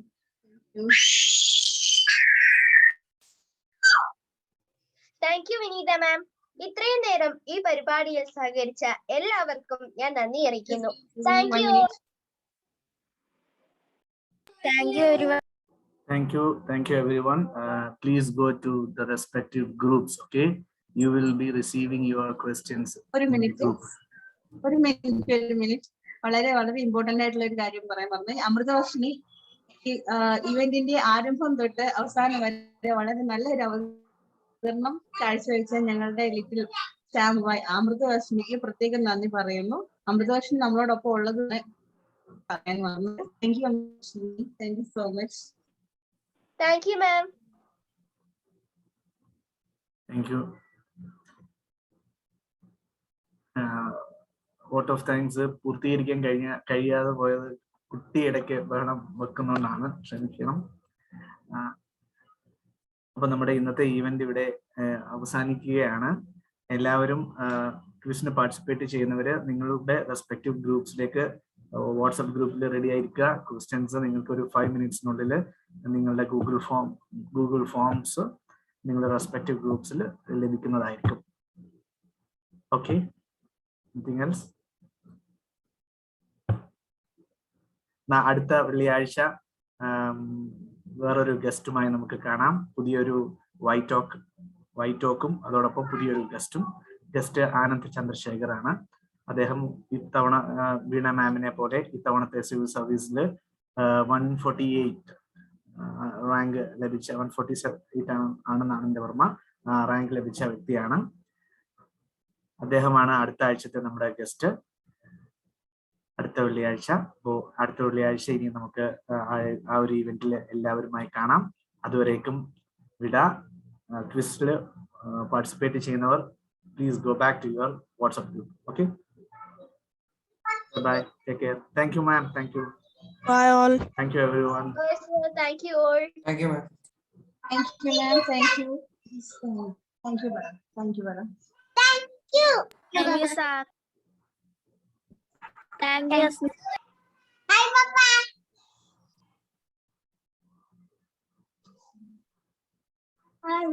Bye bye. Thank you, ma'am.